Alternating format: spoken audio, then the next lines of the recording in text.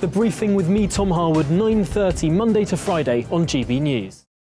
Where would you like to go? Just take me to the studio, please, mate. You know where you're going. I've got a show to do. Friday Night Feast on GB News, 7 p.m. And it's like nothing you've ever seen before. We take a different angle on the week's biggest news stories. The viewers and listeners set me some absolutely mad challenges to do. We tried to rehome a rescue dog. And yes, there's some other wacky stuff in there as well. I feel like I could take on the world. Well, that's that. Friday Night Feast with me, Patrick Christie's, every Friday, 7 till 9 p.m. on GB News. Be there.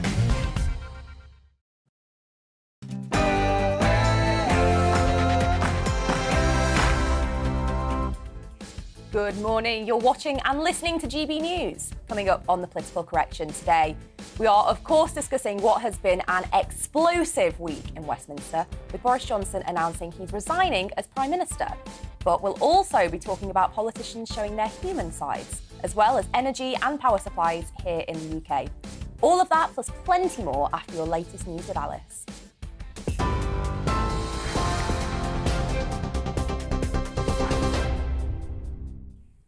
Good morning. It's just gone 10 o'clock. I'm Alice Porter in the GB newsroom.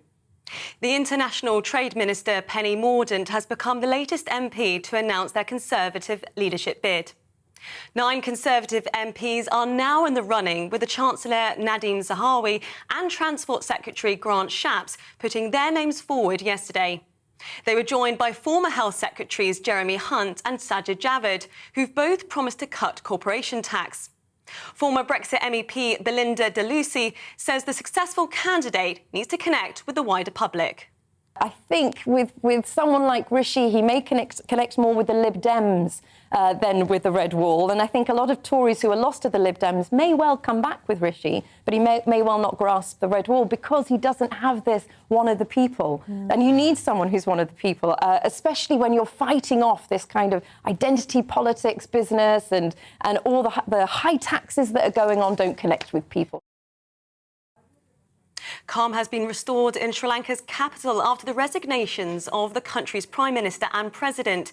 It comes after dramatic scenes yesterday, which saw the Prime Minister's home set on fire. The presidential palace was stormed by protesters who also swam in the president's pool. The RAF has deployed fighter jets to Finland and Sweden for joint training exercises. The Royal Air Force said it was part of an increased presence in the region and was requested by the host nations who recently applied to join NATO. The UK signed mutual security assurance declarations with both countries in May. And all eyes will be on centre court today for the men's singles final at Wimbledon. The Duke and Duchess of Cambridge will be in the royal box to watch Nick Kyrgios and Novak Djokovic battle it out for the title. Kate, who is patron of the All England Club, is expected to present the trophies to both the runner-up and the winner during a ceremony after the match. And temperatures in the UK will reach close to 30 degrees Celsius today as a heatwave blasts the nation. London and the southeast of England are expected to see highs of 29 degrees Celsius and clear skies during the afternoon, making the country hotter than parts of the Maldives. The heatwave is set to continue into the week, with temperatures set to soar above 32 degrees Celsius on Tuesday, potentially making it the warmest day of the year so far. This is GB News. We'll bring you more news as it happens. Now it's back to the Political Correction.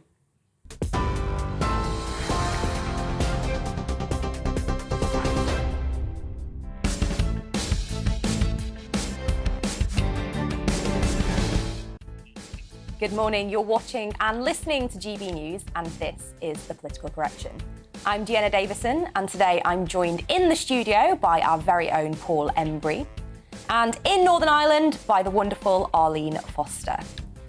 We're here for the next 2 hours to correct politics and put you, the people, back in charge. As our regular viewers know, this is not about journalists talking to journalists. It's about you telling us what you think. Coming up this hour, Boris Johnson announced on Thursday that he is to step down as Prime Minister after 3 years of leadership. We'll be joined by multiple guests to discuss the eventful week leading up to his resignation and where we go from here. And after some universities in the UK outlaw terms including mankind and manpower, we discuss whether the education system may be going slightly over the top.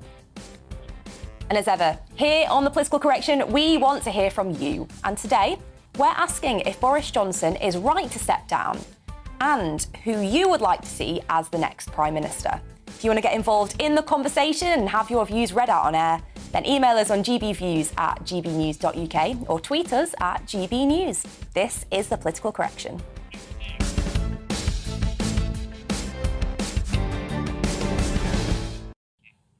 This week, Boris Johnson resigned as Prime Minister following an avalanche of ministerial resignations, sparked by the controversy surrounding MP Chris Pincher. Speaking outside 10 Downing Street on Thursday, the Prime Minister said that the herd instinct is powerful, and when the herd moves, it moves, adding that no one in politics is remotely indispensable. Well, to kick off the show today, we're joined by our very own GB News political editor, Darren McCaffrey, to look back on what has been a truly historic week in Westminster. So, Darren, talk us through this ridiculous and kind of incredible week. You know, what are your key takeaways up to now? Yeah, incredible, isn't it, in many ways? We've been talking about how the Prime Minister, Deanna, had been under so much pressure for months and months and months. There was a lot of speculation that he could have gone after the Sue Gray report, that he may have been forced to resign when he got fined by the Metropolitan Police, or that how could he possibly survive that vote of no confidence in June when 40% of his MPs decided to vote against him. And yet, at the start of this week, he was still there, and there was no sign, really, that he was in any imminent danger. In fact, people were talking about the next big hurdle for the Prime Minister being that Standards Committee report in Parliament, looking into whether potentially he may have lied to Parliament or not. And yet, within 24 hours, in many ways, the House of Cards came crashing down. It was like slightly surreal being in Downing Street on Thursday with the Prime Minister resigning as Conservative Party leader, as you can see on screen now. I see surreal because it did in the end happen quite quickly. Those resignations on Tuesday night of the then Chancellor Rishi Sunak and Sajid Javid, and then the drama of Wednesday when you had dozens of resignations, the biggest number of resignations I think we've seen in the government since the 1930s. And yet Boris Johnson on Wednesday night seemed to be digging in. He'd sacked Michael Gove. We were told he was going to go nowhere. And yet by Thursday morning, clearly it became untenable. So it was surreal. And I think in many ways it's still quite difficult to comprehend that this man who's dominated not just our politics over the last couple of years as Prime Minister, but actually over the last decade or so as a really senior political British figure, is now stepping off the stage. Well, Darren, we were talking before the show about your kind of work history, and this is the third Conservative leader that you've seen kind of resign in your tenure covering politics. How does this compare to Theresa May and David Cameron's resignations? Yeah, there's quite a good quote in the papers this morning. As someone who stood in Downing Street and watched three Conservative leaders resign, is that Boris Johnson has brought down three Conservative leaders, David Cameron, Theresa May and himself, which I think there's a certain element of truth to. I mean, this is different in the sense that I think he has brought himself down. David Cameron clearly resigned because of the Brexit referendum. Theresa May was forced out because she just couldn't control Parliament. She couldn't get anything through the Commons. But in the end, Boris Johnson has really, frankly, and I know lots of viewers like him out there, but really in the end, he's got no one to blame but himself for where he has ended up. I mean, he got to a point where the Parliamentary Party clearly thought it was not sustainable for him to remain in power. They just didn't trust him in the end. That's the bottom line. I think the big question is kind of going forward is there the timescale, the runway, if you like, for whoever takes over, and it's a pretty crowded field at the moment, but is the runway in very, very difficult times when we're looking potentially at a recession, a really tough economic period for a new Conservative leader to get enough momentum to win the next election. In many ways, the Conservatives are in a good place. They've got a really substantial majority. Labour would need a greater swing than we've seen since 1945, even bigger than Blair got in 1997. But at the same time, when you've been in government, as the Conservatives have for 12, 13 years, it'll be 14, 15 years by that stage, when essentially things are very, very tricky, and you've got, frankly, a divided party, you know, it's going to be a really, really difficult election for the Conservatives, irrespective of whoever wins. Arlene, I'm keen to get your reflections, because, of course, you held one of the great offices of state as First Minister. What do you think Boris Johnson was feeling when he was giving his resignation speech? Well, I think he would have been feeling an overwhelming sense of sadness. He will have been very melancholy, given the fact that he hasn't been able to continue in the office that he always wanted to hold. Let's be honest about that. I was really rather uncomfortable with the way in which mainstream media in particular dealt with the whole of last week, because what we had was BBC journalists, Sky News journalists, ITV journalists, not so much reporting what was going on in the Conservative Party and in government, but rather pushing it along, actually moving the dial and not so much reporting the news than actually trying to make the news. I mean, we had commentators actually saying that he's finished, he's gone. And this was on Tuesday and Wednesday when he clearly hadn't gone or was finished. So I was rather uncomfortable with all of that. Look, we can ask the question, was he right to resign? He had no option but to resign when the herd moves, using his words. There is no way to stop that. You have to resign. He will not wanted. He didn't certainly want to resign, but he had no option. And he will be reflecting on all of the mistakes that were there, of course, and there were many, not least the monumental mistake of the Northern Ireland Protocol, which still has to be dealt with, along with all of the other mistakes he made in terms of judgment calls. But in the round, Deanna, I think there's a lot of Conservative voters who will be very uncomfortable with what has happened to their elected leader. Darren made the comment that there was a big majority in the Commons for the Conservative Party. That's his majority. I'm not quite so sure that anyone else would have came back with that majority in 2019. And Paul, I want to come to you, because as a Labour man, are you kind of rubbing your hands in glee that Boris Johnson has resigned, or are you worried about who might come next? Civil war in the Tory party, Deanna. What's not to like about that? No, I think you guys are used to it, clearly, after the last few years. I think there's an elephant trap potentially for Labour in that they just focus on Boris bashing and don't actually realise the reasons why Boris Johnson became popular in the first place, why he was propelled into Downing Street. And of course, he won millions of votes in former Labour constituencies in the Red Wall in the 2019 general election, because he promised to get Brexit done, because he promised to level up, because he appeared at least to have the right messaging and to be in touch with the priorities and the impulses of, if you like, working class blue collar Britain, which was really Labour territory. So, you know, the Labour Party will, of course, crow about it. They will revel in the fact that the Tories are at each other's throats. And to a certain degree, that's to be expected, because it has been a pretty unedifying week, let's be honest about it.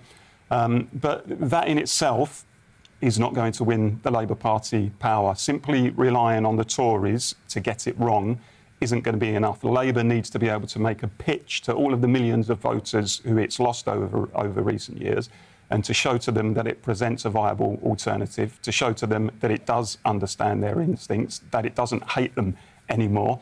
And then it's got a chance of government. But, you know, for as long as the Labour Party presents itself, as it has done too much over recent years, as a party, if you like, for London, and as a party for graduates, as a party for hyper-progressives, and doesn't understand why millions of its former voters voted for an old Etonian Tory, then it's still going to have very serious problems, and it's not going to rehabilitate itself anytime soon. I mean, I think more broadly, Deanna, on what we've discussed, it's been really a 3-year exercise in celebrity government. That's been my take from it. I mean, Boris Johnson was famous for appearing on panel shows, Have I Got News for You, so on and so forth. I don't think he was ever the kind of had the statesman-like material to be a prime minister in the first place. I think he was a man of questionable morality, questionable judgment.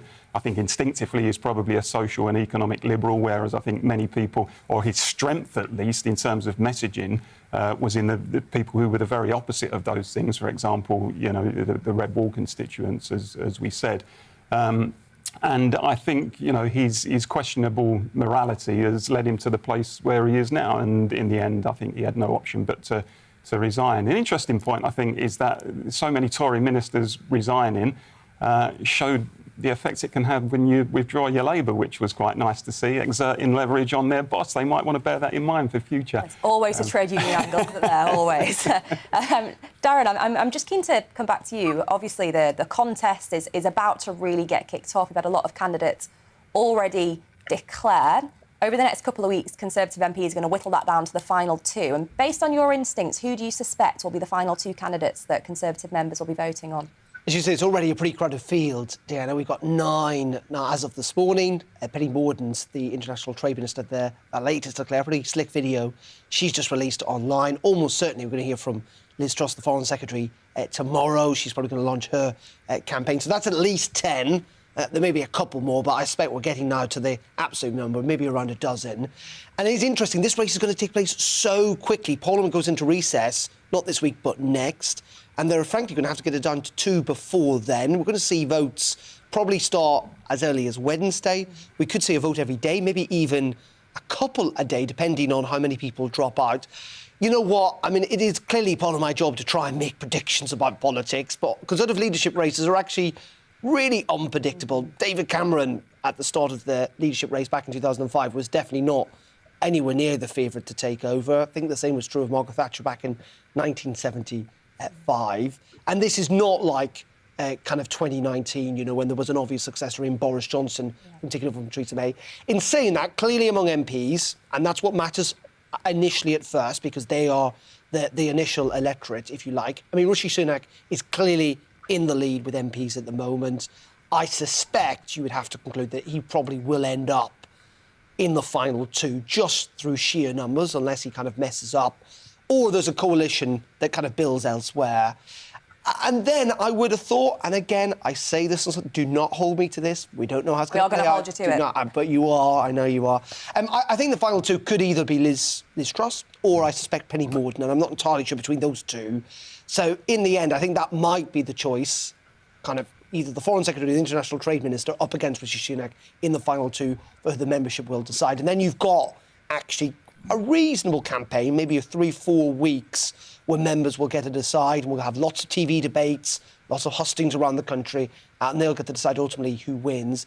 But I think at the moment, that's kind of where my money is at. Those kind of 3 candidates almost certainly ended up in the final 2. Well, we will hold you to that and come back in a couple of weeks and pull you back onto the sofa and see if you're right. Thanks, Darren. Well, speaking of the leadership race, we're delighted to say we're now joined by GB News' very own Esther McVey to discuss who she is backing for the leadership and why. Good morning, Esther. Good morning. Well, I'm going to let you know I'm going to be backing Jeremy Hunt for the leader of the Conservative Party and also to become our next Prime Minister. Now, I know many people will be shocked with that choice, so let me explain why. I wrote an article for the Express last week putting forward my 5 key issues that needed to be delivered. 1, protecting Brexit and fixing the Northern Ireland Protocol so that we have integrity across the United Kingdom. 2, cutting taxes and living within our means. 3, we also have to deliver the levelling up agenda, and that's making sure the North can maximise its potential.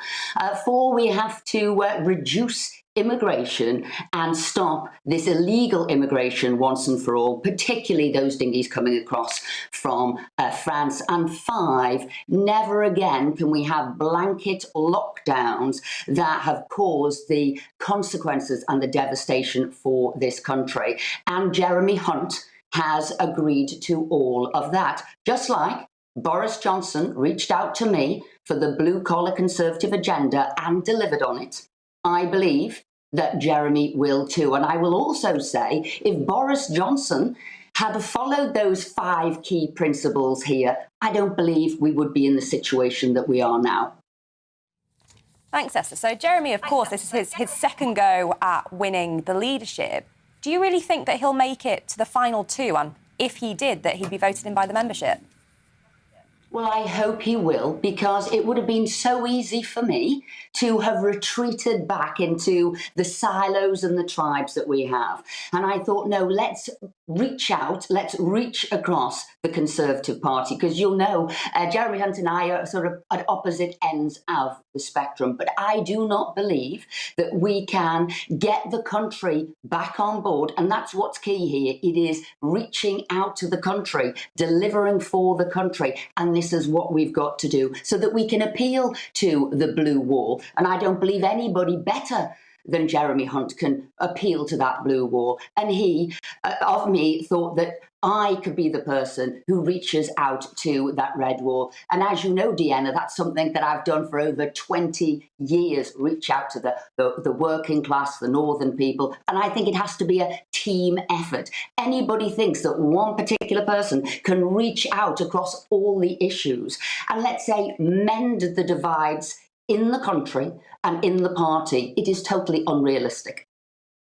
Yeah, Esther, hi, sorry, it's Darren McCaffrey here. Can I just ask you, though, in many ways, people would say, I know the comparisons have been trying to be made with kind of John Prescott and Tony Blair and that sort of stuff, but is you and Jeremy Hunt, because you are very different in many ways, too broad a coalition that when you're in government and actually facing issues that come up day after day, unforeseen issues, that in many ways the disagreements are too fundamental, that it won't work? But that's why I've set out the 5 key principles that Jeremy needed to agree to. And if he hadn't have wanted to agree to that, I couldn't have backed him. And not only that, he's running for leader. I will be his deputy leader to make sure I hold his feet to the fire. And you're quite sure you've just given the John Prescott analogy there. Yes, absolutely. I am not John Prescott. I certainly won't be punching any members of the public and connecting to the public in that way. But I will be there to ensure that these 5 principles will be delivered. And this is adult politics to me. This is what we always wanted to do, was bring the country back together and reap the rewards of Brexit, have a vision that moves forward. And that's what we've got to do. Brilliant. Well, Esther, I think we're on slightly different sides of this debate when it comes to the leadership, but certainly I agree with you that unity is what's needed now, because frankly, as a country, we need to move on and focus on the issues that really matter. Can I Esther, just thank you for your time. Deanna, there's very few people who've been in 3 cabinets with 3 different prime ministers. And I watched who was round the cabinet table. So I know we've got some good candidates out there. But Jeremy Hunt impressed me the most. How diligent, how prepared he was, how on top of his brief he was. And something that was never quite understood. He was the most robust about delivering Brexit. Even though he voted Remain, around that cabinet table, he said, I've got to accept the will of the people. And that, as I said, reaching out, being an adult, delivering an adult form of politics is what a 2-header can do. A single person can't do it. Esther, thank you very much there. Esther McVey expressing today that she will be supporting Jeremy Hunt for the leadership, and much more to come, because coming up after the break, we'll be discussing Labour leader Sir Keir Starmer, who's accused the Prime Minister of squatting in Downing Street. And as ever, we want to hear from you today on The Political Correction. And today we're asking whether or not Boris Johnson was right to step down. And who would you like to see as the next Prime Minister? So if you want to get involved in our conversation, then email us at gbviews@gbnews.uk or tweet us at gbnews. See you soon.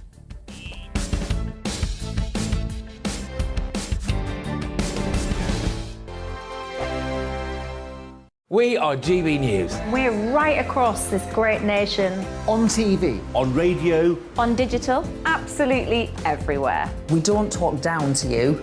We embrace all voices with honest and civilised conversation. We are not part of the establishment. We're one of you. And we're only getting started. Join us on GB News, the People's Channel, Britain's news channel.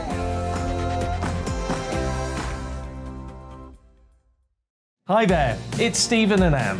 At breakfast from 6 a.m, you'll always be caught up with everything you need to know, the latest headlines, opinions and debates. We'll bring you the good news and the bad, but most of all, we're here for you. Remember, send in your views and let us know what you would like us to talk about.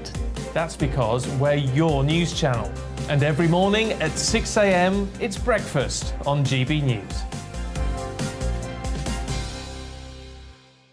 My name's Tom Harwood, and join me 9:30 a.m. every weekday for The Briefing, your one-stop shop for everything you need to know about what's going on in politics today. I wonder if this is a deal that might need to be like the biscuits in this factory, twice baked. Is there not an opportunity here to win out against the extremes? Tom Harwood, GB News. What are you going to do about it?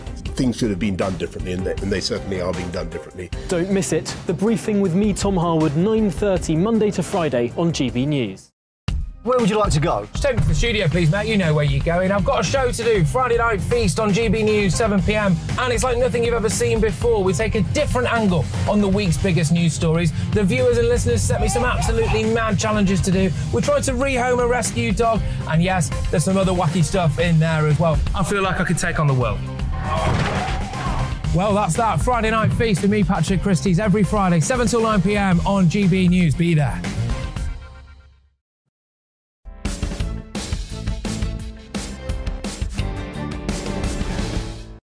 Welcome back to The Political Correction.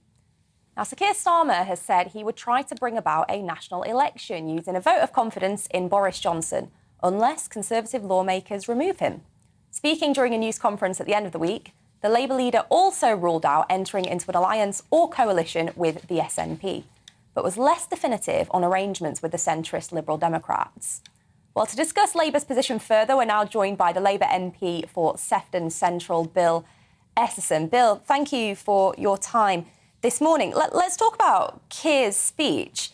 You guys, you're saying that you want a general election. Are you ready for one? Oh, absolutely, Diana. That's great to be on with you. But we've got a leader who's got a real spring in his step after last week. We've got a brilliant team of shadow ministers, which I'm very proud to be part. And we've got the policies and the plan to take the country forward, in stark contrast with what we've seen from a discredited Conservative government who 59 MPs, remember, just said they had no confidence in their Prime Minister. So absolutely, we're ready for a general election, and that's what we think should be happening, not this extended leadership election amongst Tory MPs, a general election, a change of government and Labour into office. So are you planning to bring forward a confidence vote? Tell us a little bit about the timeline on that. Well, that's in the hands of the Conservative Party. If they decide to allow the current occupant of number 10 to stay put, then we'll have no choice. In the national interest, Boris Johnson must go. This is a man who lied consistently, who broke the law, remember, and was fined, in stark contrast with Keir Starmer, who was cleared. And this is a man who is now under investigation again because of the meeting he had with an ex-KGB officer, and then that's without even mentioning the latest allegations in today's Sunday Times. So 59 of Boris Johnson's MPs don't have confidence in him because they resigned from his front bench. This is a matter of trust. We can't afford to have him carrying on in number 10 during this interim period, however long that lasts. And that's why, if the Conservatives don't remove him, we will do this in the national interest and have a vote of no confidence. But just to be clear, Bill, this wouldn't actually be a vote of no confidence specifically in Boris Johnson, would it? This would be a vote of no confidence in the overall government. That's correct, isn't it? Well, we don't have any confidence in the government, and all of these leadership contenders putting forward their various pitches, Diana, they've all been party to 12 years of low growth, of the highest taxes for 70 years now, and of massive cuts in public spending. They're all party to what's gone on one way or another, and that's why we need a change of government. It's why we need a general election, and that's why a vote of no confidence would indeed see exactly that happen. And we want an election so we can get a Labour government into office to move this country forward. Constitutionally, Bill, that wouldn't necessarily happen, would it? Because let's say, hypothetically, that a vote of no confidence in the government happened, a number of Conservative MPs voted to back it and that vote passed. It wouldn't automatically lead to a general election. There'd be the opportunity for a new government to be formed and a new Prime Minister to go to the Queen.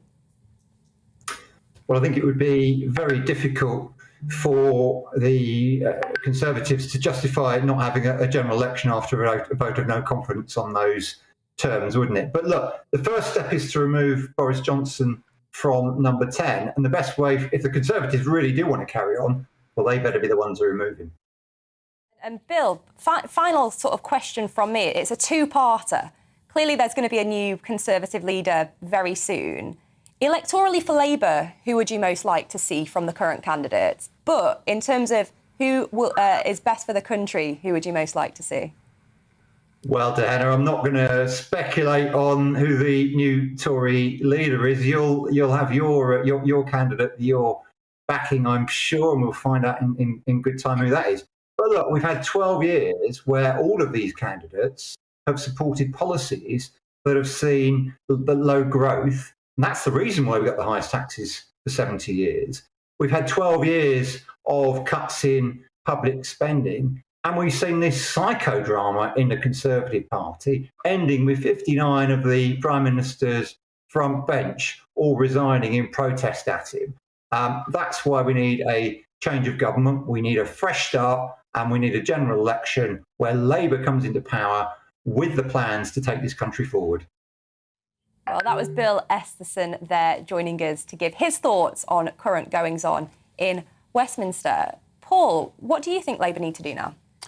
I think I have to say, I think the vote of no confidence is a distraction. I mean, don't get me wrong, I'd like to see the government go. I'd like to see the Labour Party elected to office. But as I said at the top of the show, Deanna, unless the Labour Party begins to understand what it was that made Boris Johnson so popular amongst many of its former voters in the first place, then they're not going to be occupying 10 Downing Street anytime soon. And I think the danger is if there is a general election called, then frankly, I think it's fanciful for anybody in the Labour Party to think that they're shoo-ins for government. I mean, the truth is the Labour Party has got an uphill task, and it's only just started embarking on that task in terms of winning back the hearts and minds of millions of voters who it lost. So I would advise the Labour Party, look, Boris Johnson is going, avoid the Boris bashing, avoid the personality contests, avoid the yaboo politics, stick to hard policy and messaging, and show people in red wall constituencies up and down the country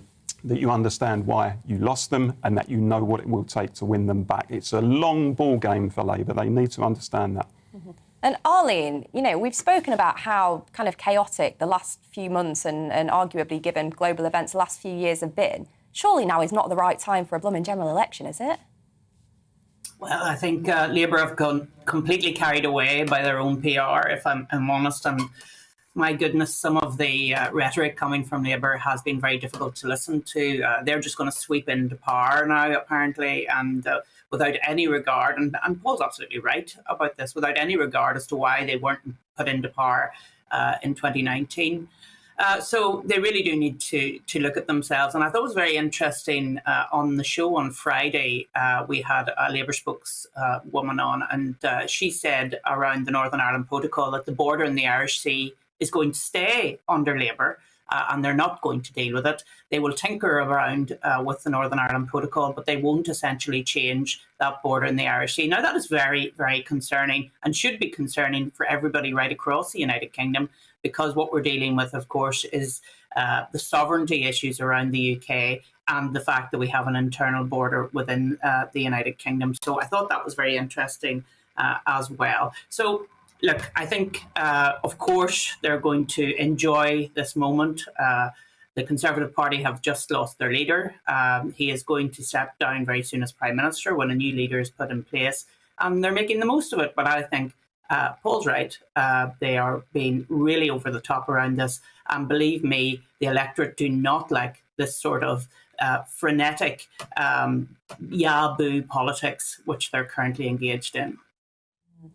Well, that was Labour. Obviously, we were speaking to Bill Esterson there about the Labour leader's response to recent events. But as we know, in the Conservative Party, the leadership contest is hotting up with an influx of candidates announcing their intention to stand, as well as MPs publicly declaring support for their preferred runner.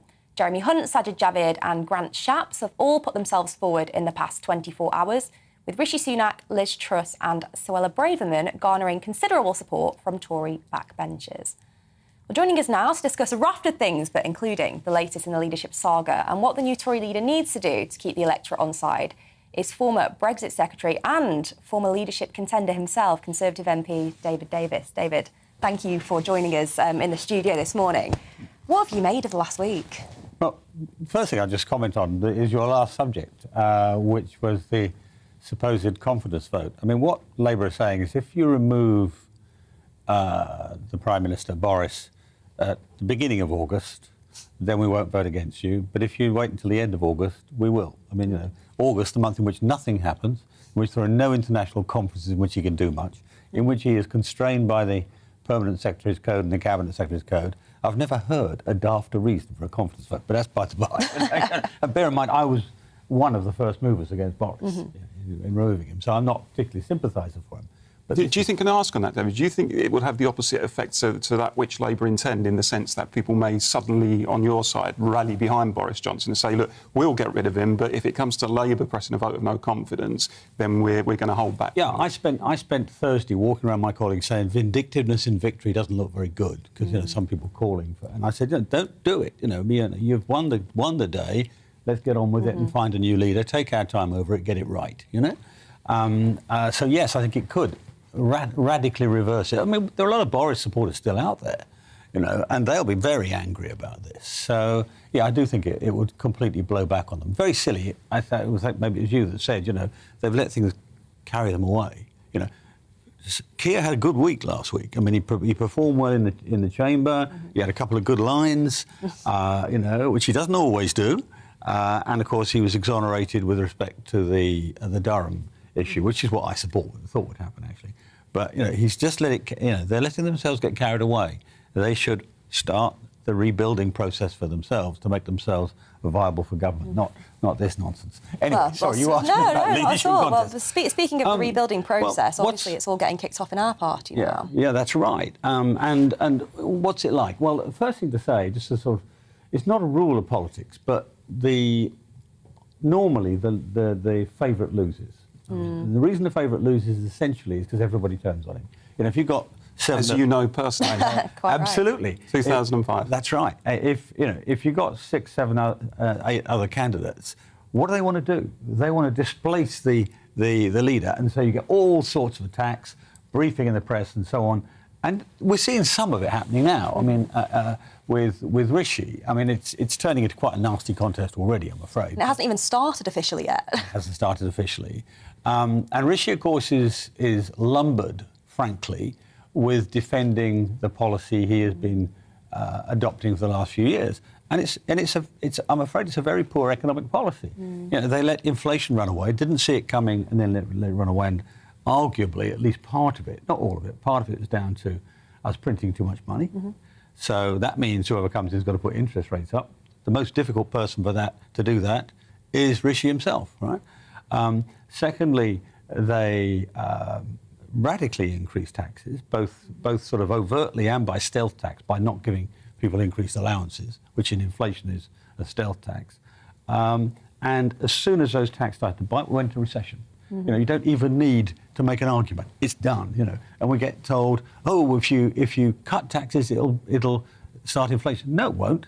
It'll actually improve growth. So you've got, you know, really serious problems for him on policy front anyway, and then you get added to that all the sort of multiple attacks that the front runner gets. The thing about this leadership election is it's probably the most open it's ever been. Since we've had a sort of democratic election in the Tory party. And also it's one of the most important because we're going into, if we're not careful, we're going into stagflation. The single policy problem that completely paralysed politics right up until Mrs. Thatcher took over is looming again, you know. Nobody really knows how long this inflation is going to last. You hear people saying it's going to stop suddenly, and others saying it's going to go out into the long distance. And actually, they've both got arguments on their side. But if we don't address it, if we don't get the growth rate up, then we won't have any policy levers at work.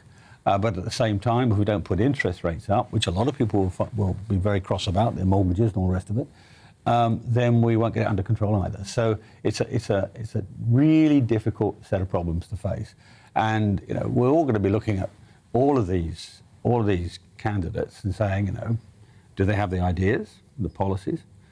Are they experienced enough? I mean, they're all of them very bright. None of these are dumbos. Not one of the candidates I've seen so far. But some of them are very, very inexperienced, and they think, oh well, this is just like I don't know, running a regiment or whatever. And on that, you mean inexperience in terms of dispatch box experience, running a department, etc.? Dispatch box is the least important, actually. I mean, all right, it's important at one level, but it's the least important. I mean, actually running a department, running a government, it's incredibly complex and it's very fast-paced. Even in normal times, the Prime Minister has no spare time to deliberate on things. Which brings you to another problem. You need somebody who's got a very clear set of principles. Why? Because they become a prop. When you're going on, you have to deal with things by instinct. If you know what you stand for, you know where you're going. I mean, I'm probably the only one who remembers Margaret Thatcher. Margaret Thatcher was incredibly strategically bold, tactically incredibly cautious. She'd take one sort of grandmother's footstep at a time.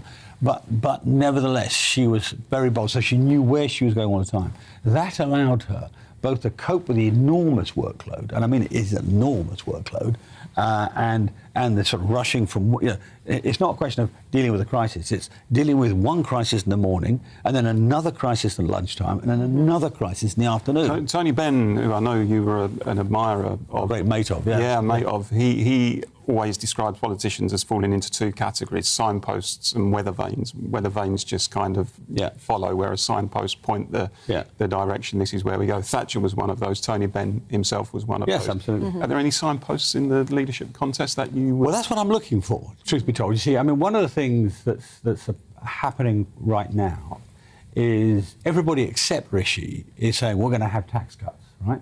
Now, they put to one side that a large number of them sat in a government which had the biggest tax increases any Tory government's ever had. We had record tax take last year in a year in which we're just staggering out of COVID. What's that about? And they sat there for that. Now they're all saying tax cuts, tax cuts, tax cuts. In fact, all candidates except Rishi are saying that. That sort of looks like a weather vane if you're not careful. So you have to then look back. And what I'm doing now in making my decision is saying, well, how well entrenched is this view? Do I remember them making this argument in cabinet, for example? Answer in most cases is no. Can I see in their earlier areas demonstrations of this belief? So that's one of the tests, and it's a night. You've reminded me, as you say, of Tony's description. It's a very good test, actually. David, while we've got you here, can I just ask you about another issue that I know is close to your heart, which is the online safety bill, which is going through Parliament at the moment. I think there's a two-day debate taking place in the Commons. Although maybe not backed by the confidence vote, of course. Yeah. In fact, I hope it is. But you obviously a passionate defender of civil liberties, have raised real concerns about it. You'll be intervening during the week. What are your concerns about it? We should be being told more about this is an incredibly complicated bill, which is trying to solve real issues, sort of harm being done to children and so on. But it's casting this net incredibly wide, and so there are going to be a lot of unintended consequences. The biggest single one is the threat to free speech. And the big issue there is what's known as legal but harmful. What the government wants to do is tell all the providers, the platform providers, that they must deny broadcast of legal but harmful content. And who decides what harmful is? And the minister will decide broadly what's harmful. The principal and the platforms will decide exactly what in detail. And the trouble is, the minister will decide, and it will be then for a statutory instrument. This is a bit techy, I'm afraid, but I'll try and explain it in English.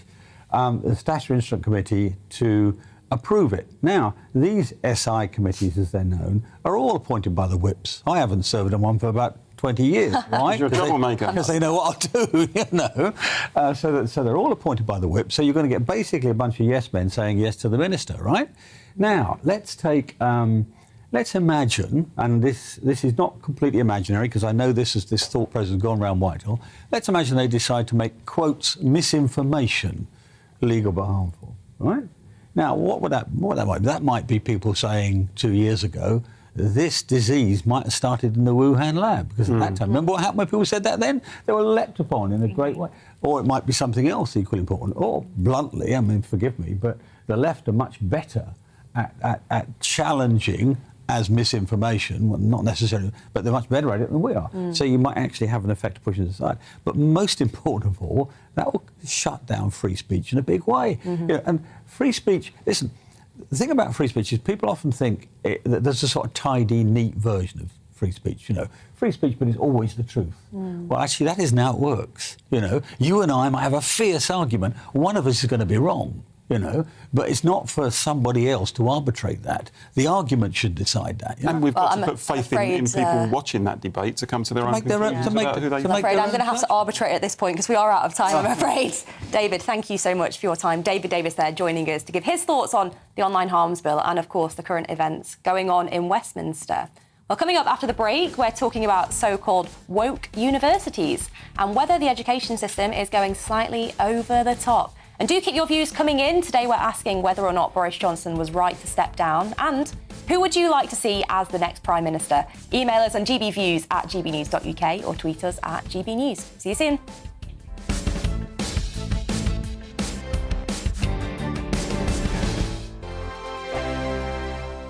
We are GB News. We're right across this great nation. On TV. On radio. On digital. Absolutely everywhere. We don't talk down to you. We embrace all voices with honest and civilised conversation. We are not part of the establishment. We're one of you. And we're only getting started. Join us on GB News, The People's Channel. Britain's news channel.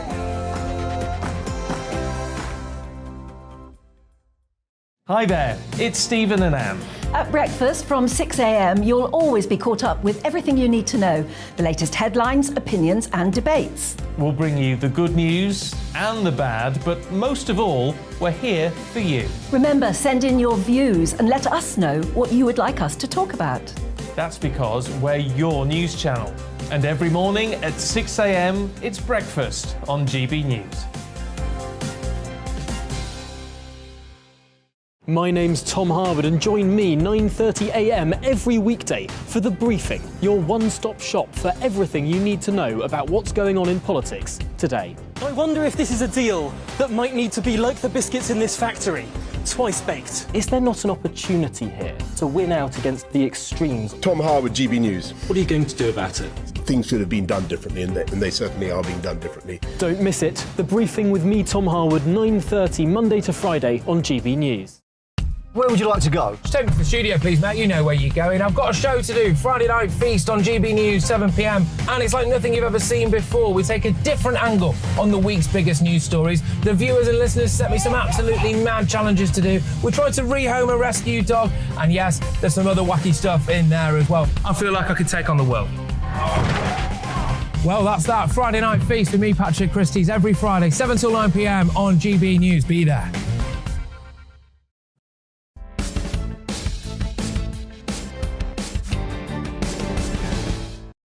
Welcome back to The Political Correction. And as always, loads of you sending your views in. We've just spoken to David Davis, of course, and Kenneth says, please ask David Davis to stand for the Tory leadership. The man has more integrity than the rest of the contenders combined. Paul.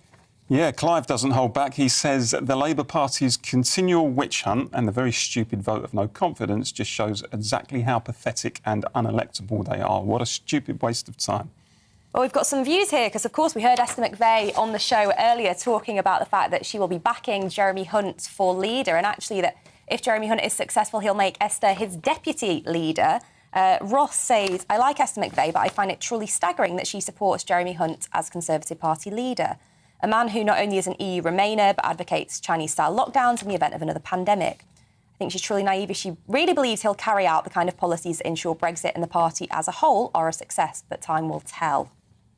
We've got one from Duncan who says, first of all, I must say I can't believe we're talking about this as we already had the best man for the job, obviously a Boris Johnson fan. The thought of Jeremy Hunt and Esther McVey scares me to death. I've voted Conservative all my life, but if we want a truly Conservative PM, it should be Jacob Rees-Mogg. Not sure I will ever vote again. Why bother? The MSM run the country. And then finally, Angela, who says, if Sunak, Javid or Hunt become PM, I will never vote Conservative again. Well, do keep your views coming in. We want to hear from you. Do you think the PM was right to resign? And who do you want to see as the next Prime Minister and Conservative leader? Now, the word manning has been outlawed at the University of Bristol, where staff and students have been ordered to say stationed instead. Guidance also says the term mankind should be replaced with humankind and manpower ditched for workforce. At the University of Nottingham, staff and students are told not to use phrases like fell on deaf ears or blind spot in case people find them offensive. Well, joining us now to discuss this story further is the General Secretary of Free Speech Nation, Toby Young. Toby, thank you for your time this morning. Is manpower an offensive term? No, I don't think it is. This is typical of the kind of language policing that is now common amongst all universities, not just in Britain, but in the United States as well. Manpower is the least of it.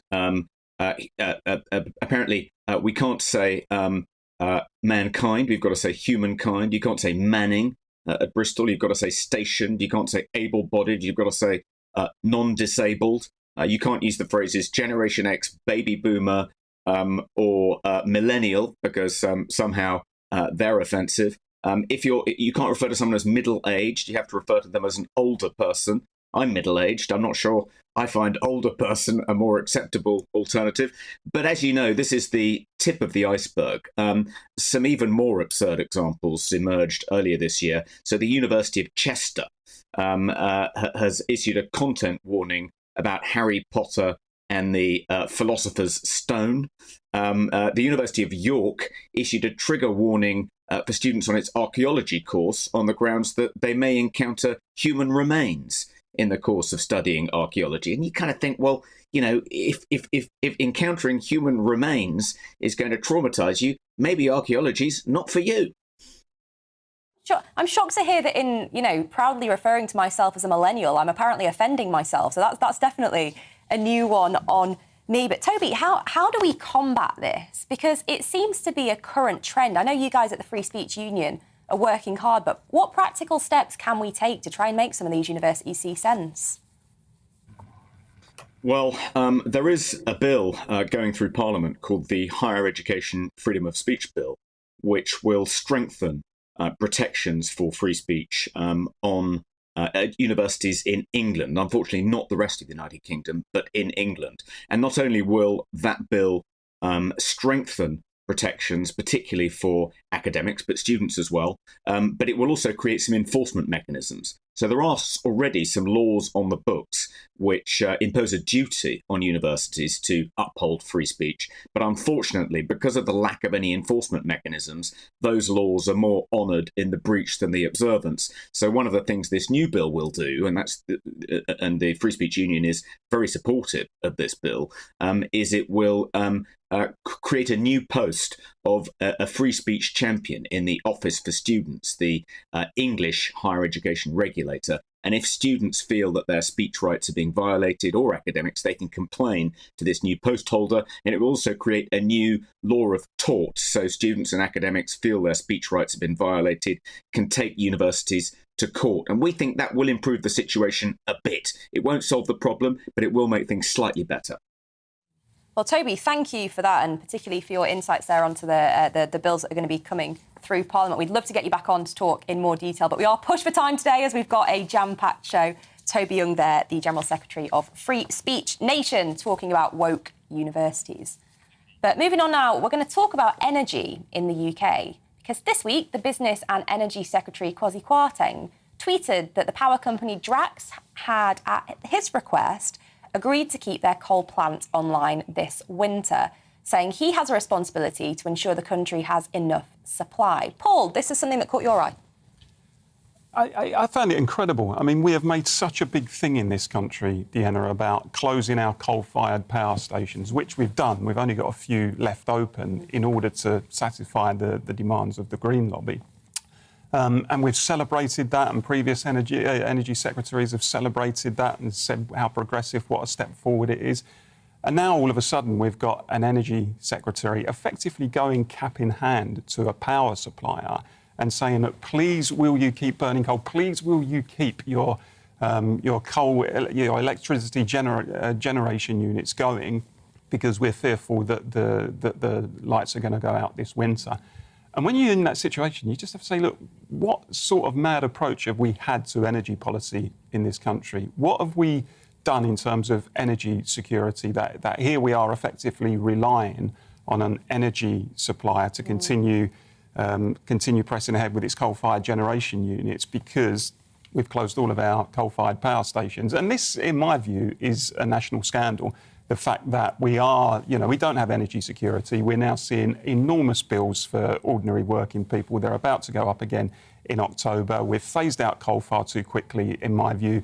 We've not looked at things early enough in terms of nuclear and fracking, and we're now paying a very, very serious price for it. Yeah, well, joining us now to talk more about UK energy supplies, we're delighted to say is former Chief Executive of Energy UK, Angela Knight. Hi, Angela. What did you make of Kwasi Kwarteng's intervention there with regards to Drax's coal power station? Well, it's absolutely the right thing to do. What has just been said there by Paul is also correct, that actually the whole of our energy policy has not really thought through the issues that they needed to think through. And this is not just this year or last year. This is the last 10, 15 years. The focus has all been on building wind, building solar, building the renewables.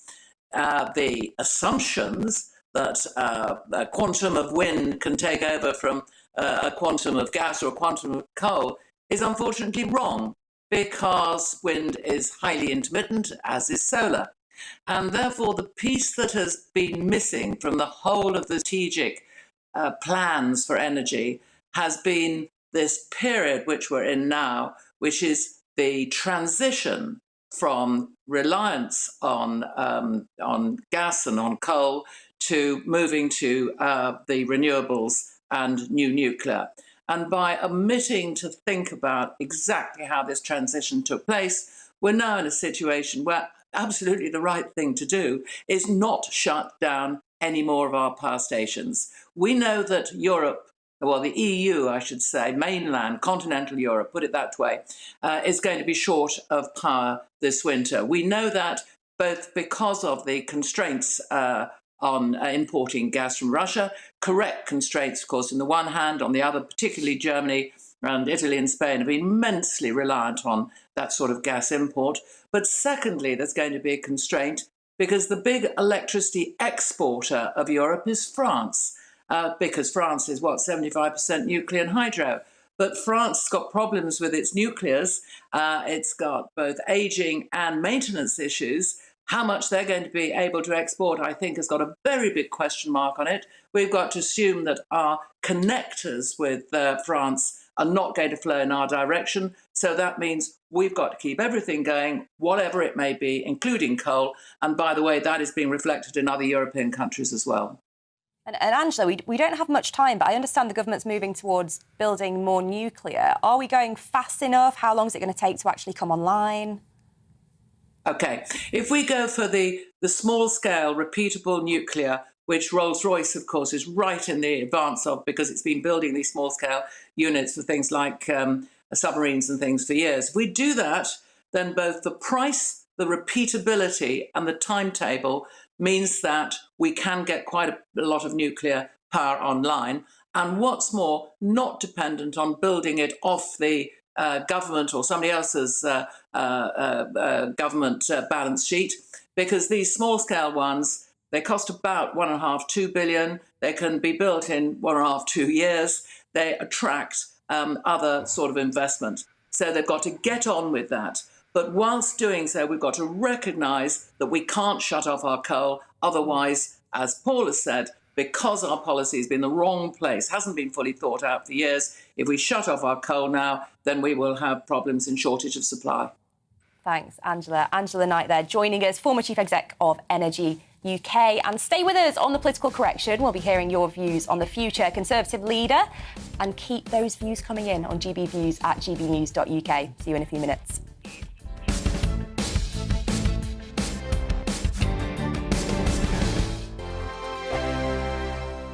We are GB News. We're right across this great nation. On TV. On radio. On digital. Absolutely everywhere. We don't talk down to you. We embrace all voices with honest and civilised conversation.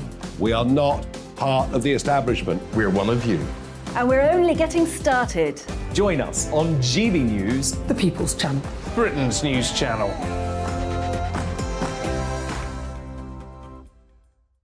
Hi there, it's Stephen and Anne.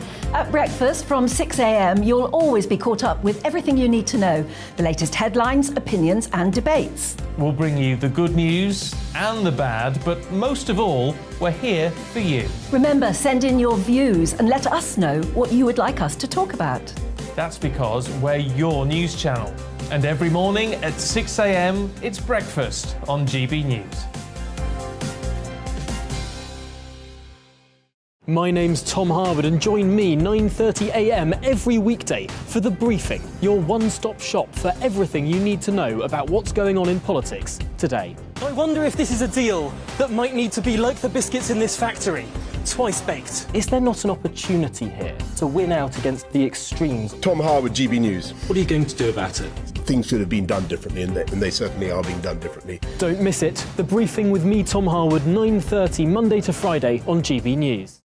Where would you like to go? Just take me to the studio, please, mate. You know where you're going. I've got a show to do. Friday Night Feast on GB News, 7 p.m. And it's like nothing you've ever seen before. We take a different angle on the week's biggest news stories. The viewers and listeners set me some absolutely mad challenges to do. We tried to rehome a rescue dog. And yes, there's some other wacky stuff in there as well. I feel like I could take on the world. Well, that's that. Friday Night Feast with me, Patrick Christie's, every Friday, 7 till 9 p.m. on GB News. Be there.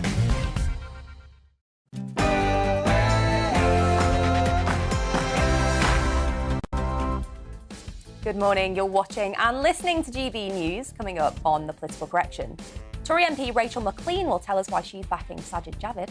GB News' Alistair Stewart tells us about previous prime ministerial downfalls. And Beergate, the Sir Keir Starmer's clearing from Durham Police over lockdown gatherings mean that this is the end of it. That plus plenty more after the latest news with Alice.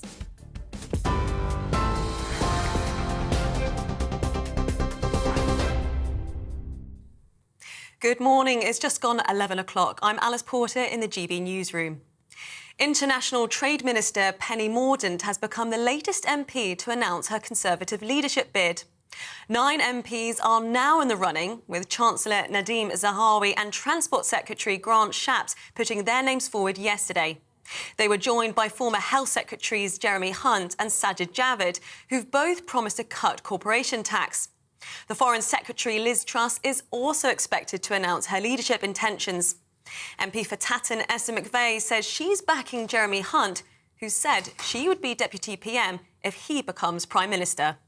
I thought, no, let's reach out, let's reach across the Conservative Party, because you'll know Jeremy Hunt and I are sort of at opposite ends of the spectrum. But I do not believe that we can get the country back on board. And that's what's key here. It is reaching out to the country, delivering for the country. And this is what we've got to do so that we can appeal to the blue wall. And I don't believe anybody better than Jeremy Hunt can appeal to that blue wall. And he, of me, thought that I could be the person who reaches out to that red wall. Meanwhile, former Brexit MEP Belinda de Lucy says the successful candidate needs to connect with the wider public. I think with someone like Rishi, he may connect more with the Lib Dems than with the Red Wall. And I think a lot of Tories who are lost to the Lib Dems may well come back with Rishi, but he may well not grasp the Red Wall because he doesn't have this one of the people. And you need someone who's one of the people, especially when you're fighting off this kind of identity politics business and all the high taxes that are going on don't connect with people. Almost 150 people have been intercepted crossing the Channel this weekend so far.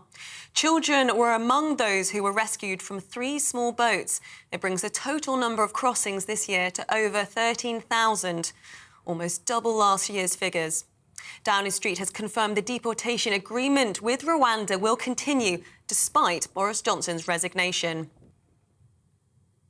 Calm has been restored in Sri Lanka's capital after the country's president and prime minister both agreed to step down. It follows dramatic scenes yesterday which saw the prime minister's home set on fire. Thousands of demonstrators demanded a regime change as the country endures its worst economic crisis in 7 decades. The RAF has deployed fighter jets to Finland and Sweden for joint training exercises. The Royal Air Force said it was part of an increased presence in the region and was requested by the host nations, who recently applied to join NATO. The UK signed mutual security assurance declarations with both countries in May. And all eyes will be on centre court today for the men's singles final at Wimbledon. The Duke and Duchess of Cambridge will be in the royal box to watch Nick Kyrgios and Novak Djokovic battle it out for the title. Kate, who is patron of the All England clubs, is expected to present the trophies to both the runner-up and the winner during a ceremony after the match. Temperatures in the UK will reach close to 30 degrees Celsius today as a heatwave blasts the nation. London and the southeast of England are expected to see highs of 29 degrees Celsius and clear skies during the afternoon, making the country hotter than parts of the Maldives. The heatwave is set to continue into the week, with temperatures set to soar above 32 degrees Celsius on Tuesday, potentially making it the warmest day of the year so far. This is GB News. We'll bring you more news as it happens. Now let's get back to the political correction.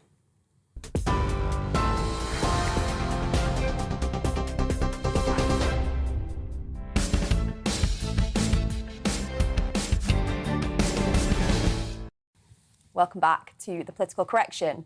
Now, returning to the biggest political story of the week, former Health Secretary and Chancellor of the Exchequer, Sajid Javid, has thrown his hat into the ring to take over from Boris Johnson. Mr Javid has pledged to cut national insurance, reduce corporation tax and slash fuel duty to help stimulate growth and ease the cost of living crisis. So is Mr Javid the right man for the job? Well, let's find out from someone who is backing him for the top position, Conservative MP Rachel McLean. Rachel, thanks for your time this morning. Tell us why it is that you're backing Sajid. Well, hello, Deanna. Thank you very much for having me on your programme.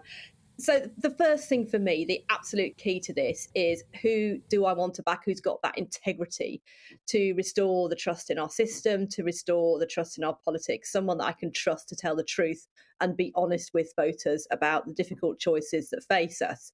And then beyond that, this is not the time for an apprenticeship. This is not a training period. We can't have someone that's learning on the job, which is why I've picked Sajid, because he has, out of all the candidates, which, by the way, we have got absolutely superb candidates from the breadth and depth of the Conservative Party, just demonstrating that talent. But he is head and shoulders above them. He has run 6 government departments, and I've worked closely with him in 2 of those.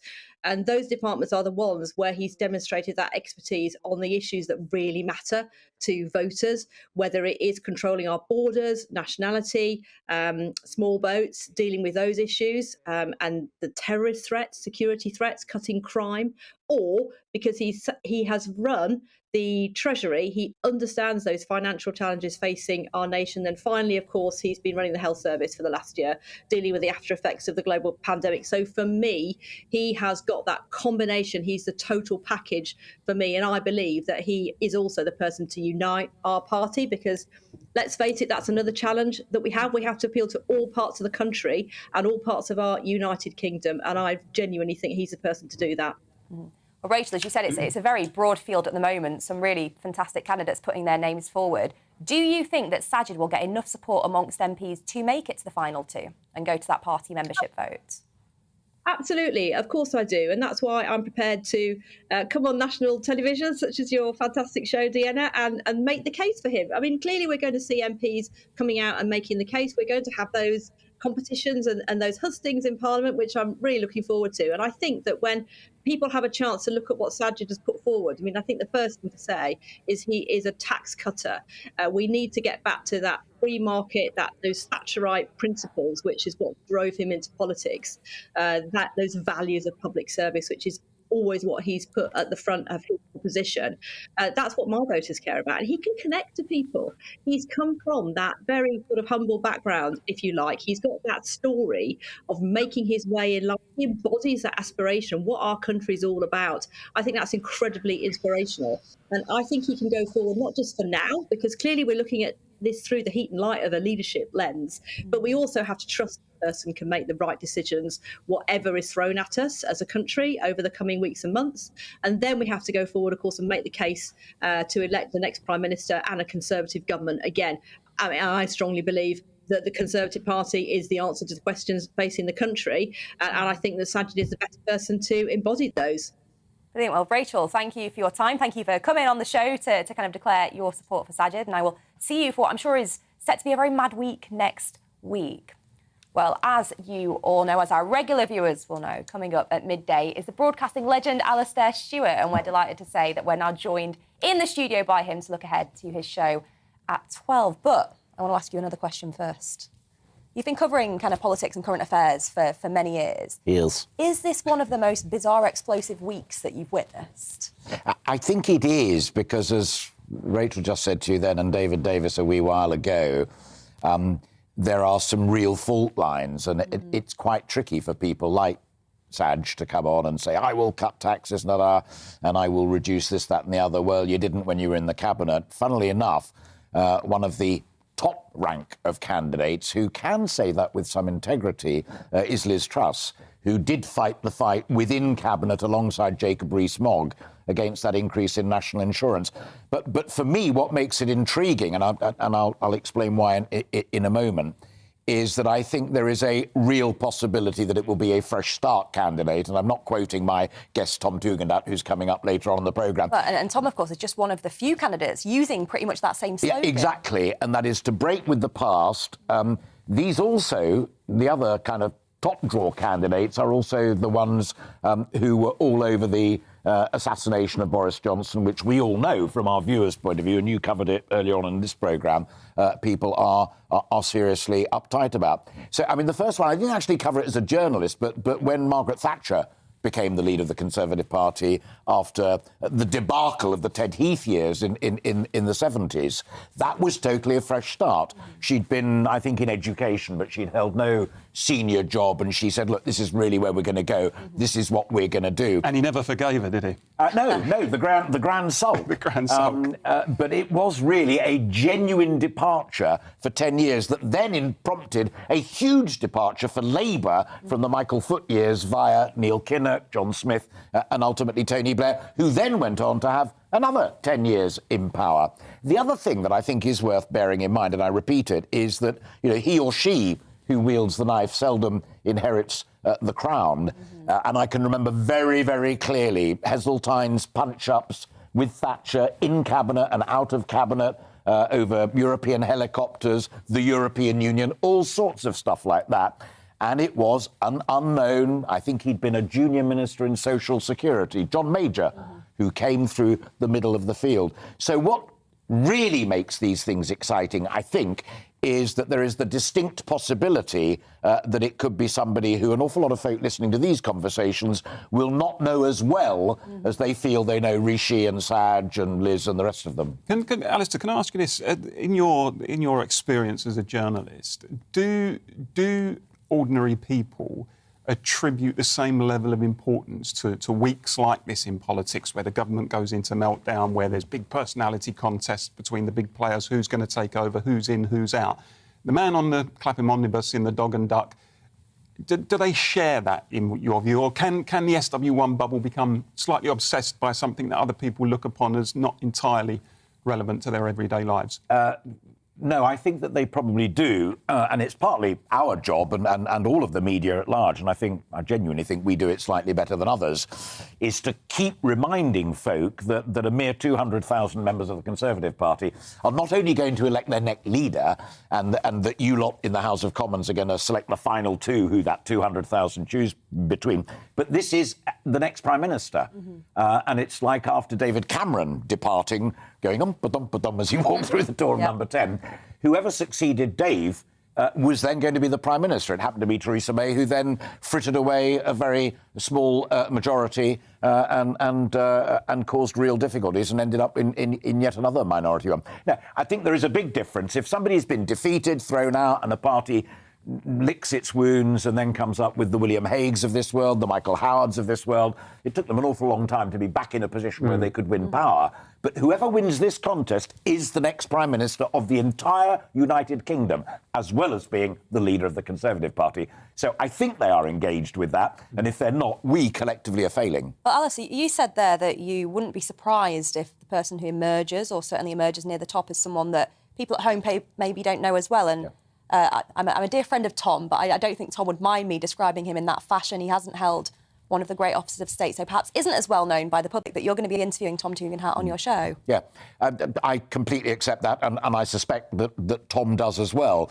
I mean, there's also Penny Mordaunt, who launched herself as a candidate this morning, and there are such weird things come into play here. She was sacked by Boris Johnson as Defence Secretary, but came back into government as International Trade Minister.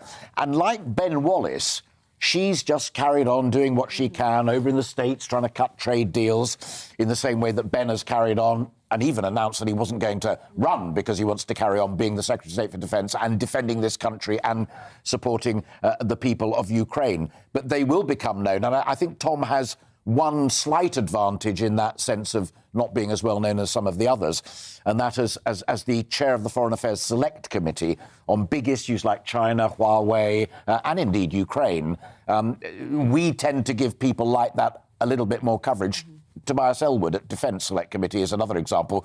And I've also got Robert Halfon on the programme later on. And one of the key questions I want to put to him is how your lot not wasting, that's completely the wrong word, spending all of this time on choosing who is going to be the next, who's running the country. Yeah. The schools are breaking up. They're waiting for GCSE and A-level results. Then they go back in September. There's a green paper out there on special education needs. There's still literally hundreds of thousands of kids who are missing from school. Nobody can track down. Who's doing that? Who's in charge of the Education Department now? It was Nadeem, and now he's Chancellor of the Exchequer. And that part of governance, which really does matter to the man and woman on the Clapham omnibus, is a real issue. Absolutely. You can't not have government for 4 months. Mm-hmm. And the other, just going back to the other counter to the experience or lack of experience argument. Of course, we've had prime ministers who had never served in government. Tony Blair, for example, became prime minister, the highest state. I think David Cameron, of course, of certainly my generation as well, and I'm older than both of you. But I think it is interesting that, in my mind, whether you're left or right, it doesn't matter. But the two standout prime ministers that I have lived and worked alongside have been Margaret Thatcher, a bit of experience in education, but not a lot, and Tony Blair, none. Shadow Home Affairs, though. Yeah, of course. You didn't cover Churchill. And what else are you going to be discussing on your show today, Alistair? We're also, because we love to do good causes and we love to do rural affairs, as you well know, there's a new game plan coming in for Welsh farmers. And it's a real debate amongst the farming community, not only in Wales, but they've kind of bitten the bullet first. And that's the balance between supporting farmers trying to produce homegrown foodstuffs, but also rewilding and caring for the environment and whether they can do that effectively.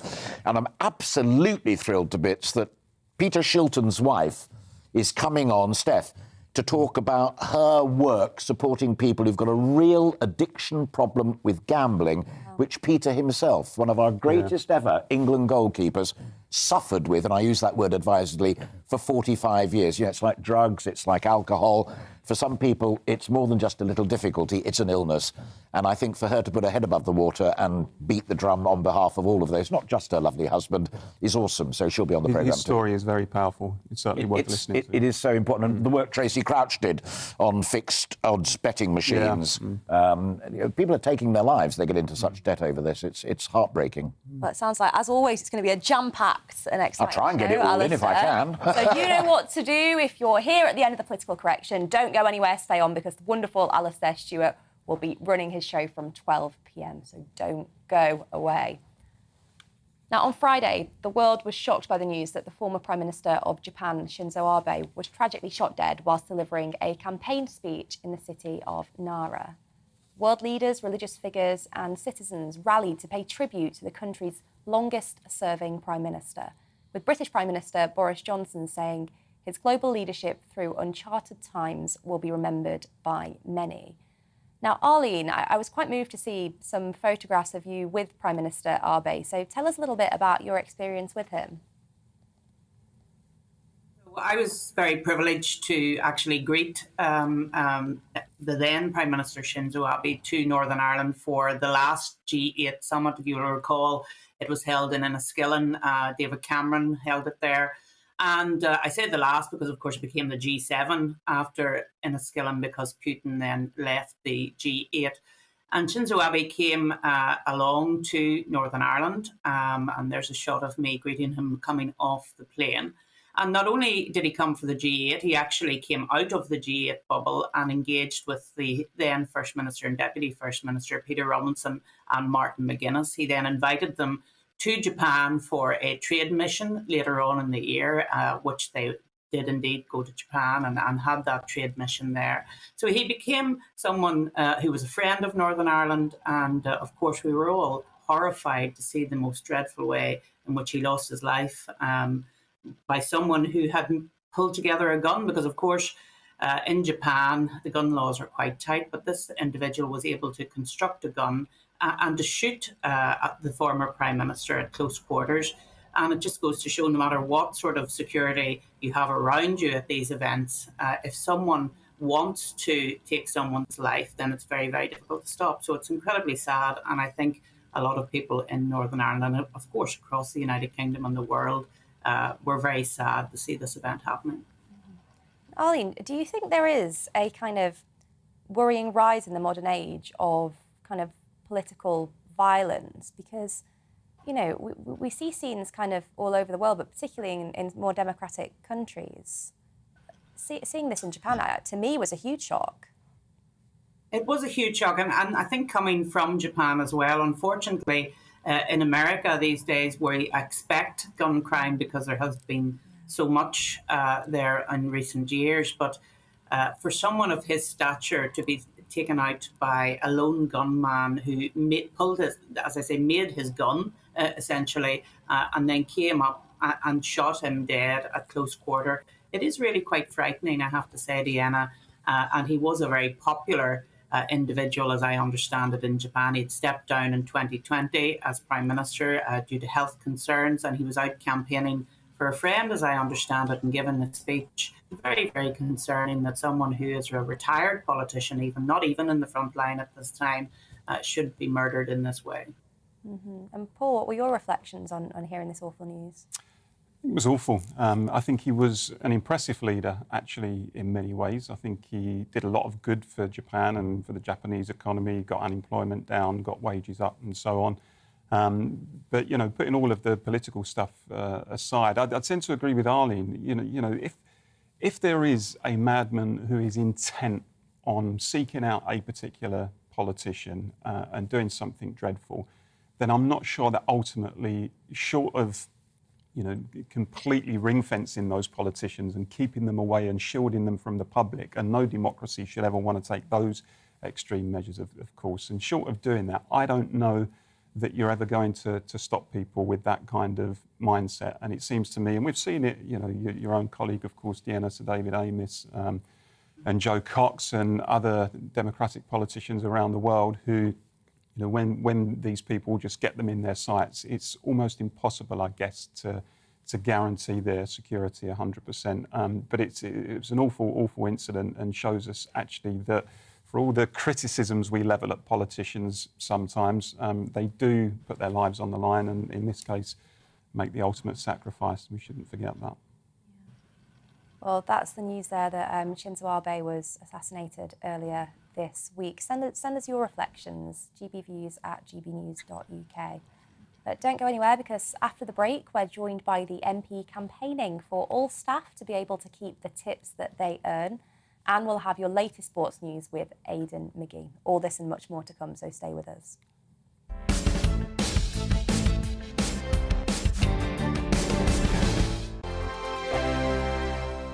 We are GB News. We're right across this great nation. On TV. On radio. On digital. Absolutely everywhere. We don't talk down to you. We embrace all voices with honest and civilised conversation. We are not part of the establishment. We're one of you. And we're only getting started. Join us on GB News, The People's Channel. Britain's news channel.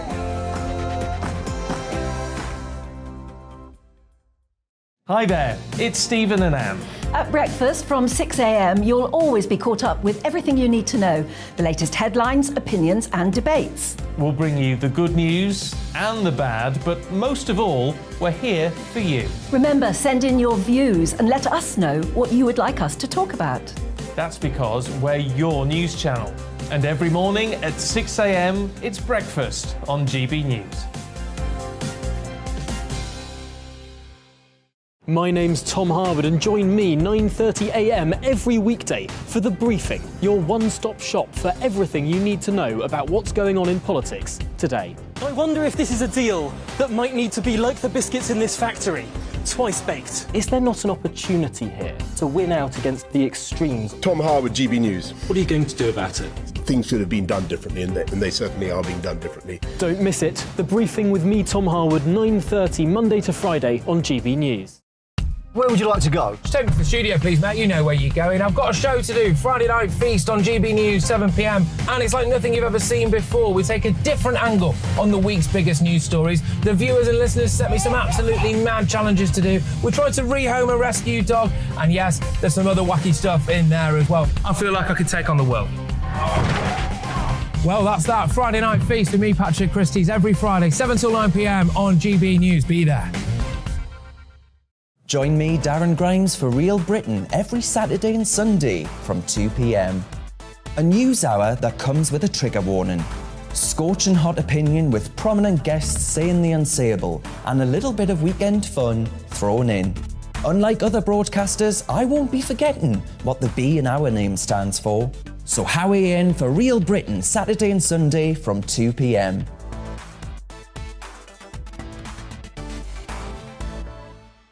Hello, I'm Patrick Christie's. And I'm Mercy Moroki. Make sure that you join us Monday to Thursday, 10 a.m. until midday, right here on GB News for To The Point. We're not afraid to talk about the topics that matter to you or the big topics that always matter. We cover absolutely everything, from the breaking political stories of the day to law and order, what's going on in the channel. We're not afraid to hold people to account. We always make sure we include your views on our show. Indeed, if you're thinking it, you can guarantee that we're saying it. So make sure you join the conversation with us, 10 a.m. until midday, Monday to Thursday, for To The Point on GB News.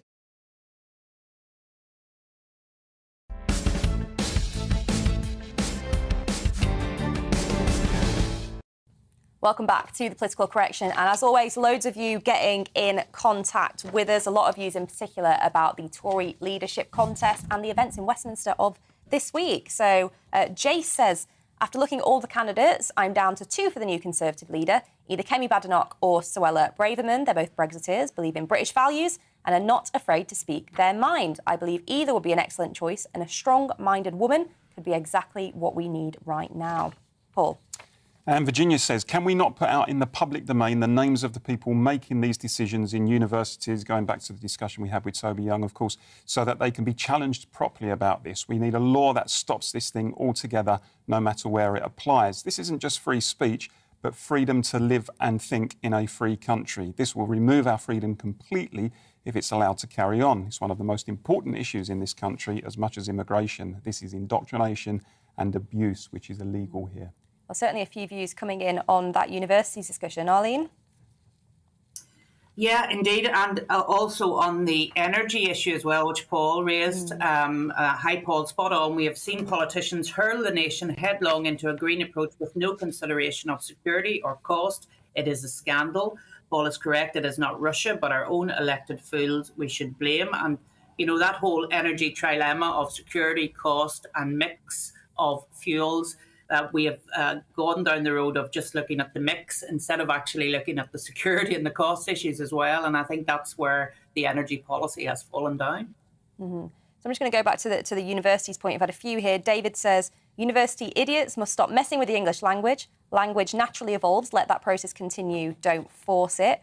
Rebecca says, This is a really interesting one. I had to read it a couple of times. Obviously, we were talking about how we're not allowed, or universities are saying you're not allowed to use mankind and manpower. She says, but is it still a bachelor or a master's degree? Very good point there from Could be Rebecca. A spinstress or a mistress. Absolutely. Degree, and then Neil saying, morning all, I'm planning on becoming blind drunk this weekend or legless. Am I allowed to say that? Very good note to end on. Keep your views coming in. We want to hear more from you about the Conservative leadership contest. We will read out some more later in the show. Now, next Friday, MPs will debate a private members' bill regarding the allocation of tips to staff in the service sector. The legislation tabled by Conservative MP Dean Russell would oblige employers to include their staff's tips as part of their salary in order to ensure that all tips go to the people who actually earn them. Well, joining us now to discuss this from his Watford constituency is Dean Russell himself. Dean, what was it that got you started on this brilliant campaign? Well, thank you so much for having me on and giving me the opportunity to talk about it. Well, I think it's really during the lockdown, I noticed very strongly that that people were being paid tips, especially during that summer period, paying tips by card because a lot of places weren't taking cash. And almost every table that were giving tips was saying, you do definitely get this money, don't you? And it was really clear to me that customers were worried whether the staff would get the tips, and the staff were worried whether they'd keep the tips. And so I looked into it, and I'd realised that the Conservative Party over several years had said that they were going to bring in some legislation around tipping, but it had never quite happened. So last year I started a campaign to make sure that the tips got to staff. And I'm very pleased I've been able to get a private members bill, which is happening on this Friday, where I'm going to be putting forward legislation to make sure that waiters and waitresses and people who work in any job actually where they get tips, they actually get those tips and they get to keep them, and businesses can't take a penny of it. Well, as someone who spent my kind of early years working in hospitality, I think it's absolutely the right thing there, Dean. But Paul, I think you had a question about tax. Yeah, what's your position on it, Dean? Because, of course, if it's part of the individual's income, the chances are that the individuals are going to be taxed on it. I mean, first of all, is that your understanding of it? And secondly, is there any way around that? Because I guess that some people might say, well, if you're just going to take it off me, then I might as well not bother, or I might as well come to some sort of private arrangement with my employer.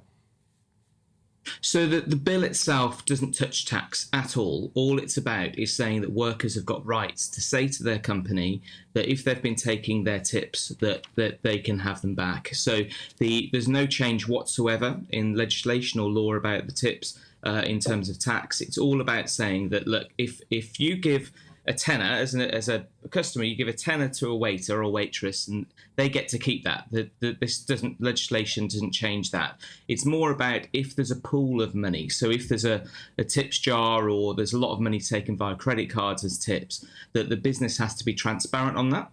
They have a code of conduct about or a code of practice, how they will share those tips out, whether it's with all the front staff, whether it's with the back office staff, the chefs, however it works for that particular organisation, and then they're held to account on that. So in terms of tax, in terms of anything on that, I'm not touching that. It's purely about saying that if money's given by a customer for a worker, and it's in the form of a tip or a gratuity, that they get to keep it. And for me, that's about fairness. It's not messing with any systems. It's not complicating anything. It's just making it as it should be.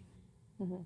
Thanks, Dean. Well, I look forward to the debate on Friday. I'll try and be there to support you on this. It's definitely the sort of thing that I will throw my support behind. But it would be remiss of me, Dean, as a Conservative MP, not to ask you about the leadership contest. And I believe you've actually come out in favour of Liz Truss. Yeah, that's right. I mean, for me, I've been fortunate to work with Liz in the FCDO for quite a while now, and I just feel that we need a candidate that's going to bring the party together. We need a candidate that very much supports my views around low tax, around making sure we're appealing to the whole nation, but also has the experience to be able to deliver on that. And I know that Liz has worked across many different departments, working very senior roles as Secretary of State, and also understands the business side. And she's had roles in international trade. Obviously, as the Foreign Secretary, I've seen her work around the world, especially during some of our most difficult periods recently with Ukraine and with so many other areas. So for me, it's about who's got the experience, who can make it happen, and who can deliver on the promises. And I genuinely believe Liz can do that. Brilliant. Well, Dean, thank you so much for your time. I'm afraid we are pushed for time today, so we'll have to leave it there. But Dean Russell talking about his TIPS bill, which will be going through Parliament on Friday. But coming up on the political correction, the new Education Minister, Andrea Jenkins, caused a storm this week after being caught giving a slightly rude hand gesture to protesters outside Downing Street. Was this unjustifiable, or are politicians allowed to have a human side? But first, here are your latest headlines with Alice.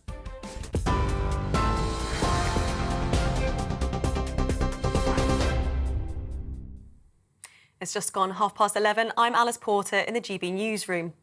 International Trade Minister Penny Mordaunt has become the latest MP to announce her Conservative leadership bid. 9 MPs are now in the running, with Chancellor Nadine Zahawi and Transport Secretary Grant Shapps putting their names forward yesterday. They were joined by former Health Secretaries Jeremy Hunt and Sajid Javid, who've both promised to cut corporation tax. The Foreign Secretary Liz Truss is also expected to announce her leadership intentions. MP for Tatton Esther McVey says she's backing Jeremy Hunt, who said she would be Deputy PM if he becomes Prime Minister. I thought, no, let's reach out, let's reach across the Conservative Party, because you'll know Jeremy Hunt and I are sort of at opposite ends of the spectrum. But I do not believe that we can get the country back on board. And that's what's key here. It is reaching out to the country, delivering for the country. And this is what we've got to do so that we can appeal to the blue wall. And I don't believe anybody better than Jeremy Hunt can appeal to that blue wall. And he, of me, thought that I could be the person who reaches out to that red wall. Almost 150 people have been intercepted crossing the Channel this weekend so far. Children were among those who were rescued from 3 small boats.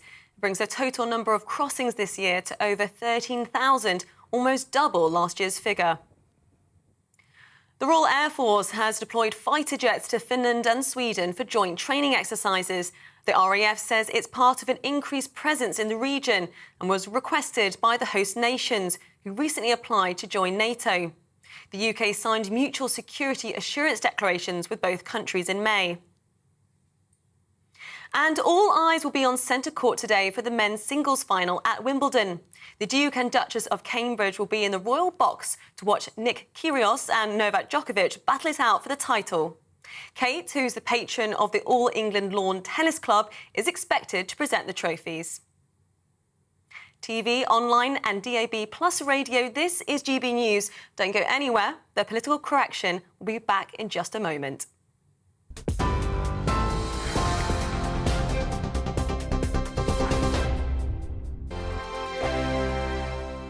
We are GB News. We're right across this great nation. On TV. On radio. On digital. Absolutely everywhere. We don't talk down to you. We embrace all voices with honest and civilised conversation. We are not part of the establishment. We're one of you. And we're only getting started.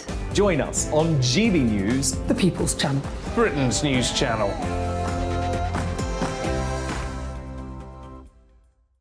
Hi there, it's Stephen and Anne. At breakfast from 6 a.m, you'll always be caught up with everything you need to know, the latest headlines, opinions and debates. We'll bring you the good news and the bad, but most of all, we're here for you. Remember, send in your views and let us know what you would like us to talk about. That's because we're your news channel. And every morning at 6 a.m, it's breakfast on GB News. My name's Tom Harwood, and join me 9:30 a.m. every weekday for The Briefing, your one-stop shop for everything you need to know about what's going on in politics today. I wonder if this is a deal that might need to be like the biscuits in this factory, twice baked. Is there not an opportunity here to win out against the extremes? Tom Harwood, GB News. What are you going to do about it? Things should have been done differently, and they certainly are being done differently. Don't miss it. The Briefing with me, Tom Harwood, 9:30 Monday to Friday on GB News. Where would you like to go? Just take me to the studio, please, mate. You know where you're going. I've got a show to do. Friday Night Feast on GBNews, 7 p.m. And it's like nothing you've ever seen before. We take a different angle on the week's biggest news stories. The viewers and listeners set me some absolutely mad challenges to do. We tried to rehome a rescue dog. And yes, there's some other wacky stuff in there as well. I feel like I could take on the world. Well, that's that. Friday Night Feast with me, Patrick Christie's, every Friday, 7 till 9 p.m. on GB News. Be there.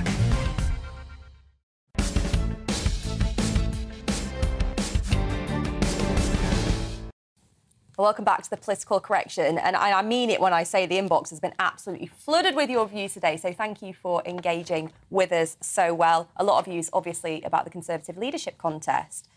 George says, rather than nominate a favourite for PM, I find it easier to nominate who I don't want as leader, which, realistically, is what the Tory MPs will be doing over the next few weeks. Top of my no list would be Sajid Javid, Rishi Sunak and Jeremy Hunt. I'm constantly surprised at the number of people I speak to who agree with me.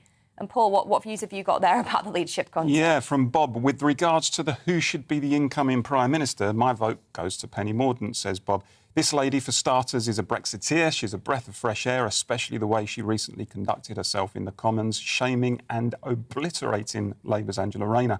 Unlike other Conservative ministers, she gets on with the job. She doesn't rubbish others in her party. In fact, she is what a lot of Conservative supporters want to stabilise the infighting of our politicians. Arlene? Yeah, so Ian says, we all know that Starmer puts the nation to sleep at Prime Minister's questions, but God forbid if Jeremy Hunt was to face him across the floor. Between them, they would send the nation into a coma. Don't hold back, Ian. Well, Arlene, here's a good one for you, because Sylvia says, I wish it were possible to have Arlene Foster as our next PM. She always speaks common sense, always says exactly what we are all thinking. There you go, Arlene. Top endorsement from Sylvia. DUP government for the whole of the United Kingdom. That'll be an interesting proposition, wouldn't it? Absolutely. We've got one from Jennifer who says, given the press have highlighted repeatedly Carrie Johnson's green credentials, do partners of PMs matter as they have the best place to influence what the PM does? If so, we should know each partner background and interest too. It's an interesting one. We've discussed kind of politicians, partners and families on the show a few times before. I think it's interesting. I mean, in the case of Carrie, she was very politically active kind of throughout her working life, and certainly in the time that Boris was Prime Minister, stepped back a little, but clearly is going to take an interest in the politics of it. But if a political partner hasn't really had a political job and just gets on with other things, should they be dragged into it? My view is no. I think that's the fine line, isn't it? You know, if you are politically active yourself as the wife or husband of the Prime Minister and you try to use your fame to influence public policy in some way, then I think probably you are fair game in terms of being subject to criticism. If you are much more of a private individual, for example, Norma Major or Philip May, the husband of Theresa May, and you purposely take a back seat, then I think you probably do have a right to say, look, you know, I'm not a public official, you know, leave me alone. Arlene, I see you nodding. No, I think that is right. So if you're somebody like Hillary Clinton and you're bringing forward policy proposals whilst you're the wife of the President of the United States, then clearly you have overstepped that mark and you're using your position as First Lady to do that. And we've talked about Cherie Blair in the past as well. So it is a fine line, but if you want to have privacy, then you need to make sure that you're not bringing forward proposals based on the fact that you're the spouse of the Prime Minister or the President. Mm-hmm. Well, loads of interesting views. We'll try and get to some more before the end of the show. But now I want to move on to a story that I think has caught many of our attention, but particularly the attention of the Westminster bubble, probably more so than the country. But on Friday, newly appointed Education Minister Andrea Jenkins caused a stir when she was caught on camera giving an expletive hand gesture towards a heckler outside Downing Street. Now, many have slammed her actions as disrespectful, unprofessional and unfit for a minister, but others have defended Miss Jenkins, saying she had every right to respond to verbal abuse in such a manner. It raises the debate, are our politicians allowed to show their human side from time to time? Now, I saw the short video clip and the kind of pictures that followed, and my first instinct was to laugh. And my first instinct was to laugh because I know what some of those protesters are like. I believe Steve Bray was there, who is, if you will remember him, he was the man who used to shout, "Stop Brexit," wearing an EU kind of flag hat outside Parliament. Now, I hear him every week outside Parliament with his boombox shouting all kinds of nasty and sometimes quite abusive things at Conservative MPs. So I can understand why Andrea might have got to the end of a tether there and reacted, but I'm not sure it's something that I would have done. But you never know until you're in the heat of the moment, do you, Arlene? No, I think that's right. And the interesting thing is the media and commentators always say that they want to see the human side of politicians. And at the first flush of a human side of a politician, then they all come in and say, oh, it's not just dreadful, it's very inappropriate. I mean, you would like to think that if you were, and I mean, this is the thing, we don't hear what she was being subjected to, and I'm sure she was subjected to a barrage of abuse, and she just reacted. I mean, we all hope that we don't react. We try to stop ourselves from reacting to that sort of thing and just walk past and pay no attention. But, you know, just sometimes you want to engage and say, hold on a second, I'm not taking this anymore. But of course, when you do that, the media and commentators will say, oh, look, we've got her. She has reacted and she must be very angry and all of this sort of thing. I mean, I have it a lot of the time. You know, they want you to be human, but they really don't want you to be human. Absolutely. They sort of automatons, I think. Well, Andrea has put out a kind of formal statement apologising, which I think we've got and we can show you on screen, saying, on Thursday afternoon, I went to Downing Street to watch the Prime Minister's resignation speech. A baying mob outside the gates were insulting MPs on their way in, as is sadly all too common. After receiving huge amounts of abuse from some of the people who were there over the years, and I've also had 7 death threats in the last 4 years, 2 of which have been in recent weeks and are currently being investigated by the police. I'd reached the end of my tether. I responded and stood up for myself. Just why should anyone have to put up with this sort of treatment? I should have shown more composure, but I'm only human. Paul, what do you make of the incident and of Andrea's apology? I mean, it was probably an unwise thing to do, but in truth, I really can't get worked up about it. I mean, the truth is there are so many important issues bedeviling our country at the moment. We've got a government in meltdown, we've got a cost of living crisis, we've got a housing crisis, we've got massive wealth and income inequality in the country. You know, a politician gave the finger to people who probably deserved it, if we're honest about it, because sometimes protesters can be quite abusive, and sometimes I think you need the patience of a saint as a politician to show restraint. So probably not a good thing to do, but I don't think we should be puritanical about it. It happened, she's apologised, there are more important things going on in the world, crack on. Mm-hmm. Well, another one of those issues that has definitely caught the Westminster bubble's attention, but actually being an MP for County Durham certainly caught the attention of my part of the world as well, was the Sir Keir Starmer Beergate investigation, which finally concluded this week. And I think Sir Keir Starmer has definitely breathed a sigh of relief after Durham Police concluded its investigation and found the Labour leader and his deputy, Angela Rayner, had not breached lockdown rules after having beer and curry in April 2021. Starmer and Rayner had both pledged to resign if they were fined, but they'd called for the resignation of Boris Johnson even because he was being investigated.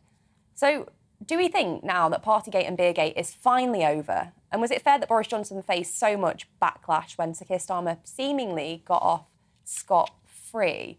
Arlene, what did you make of the decision? I mean, I believe in the independence of the police to make their own decisions kind of free from political influence, but it did seem odd that the Met would fine for one thing and Durham wouldn't for something that seemed to me as a probably slightly more flagrant breach, actually.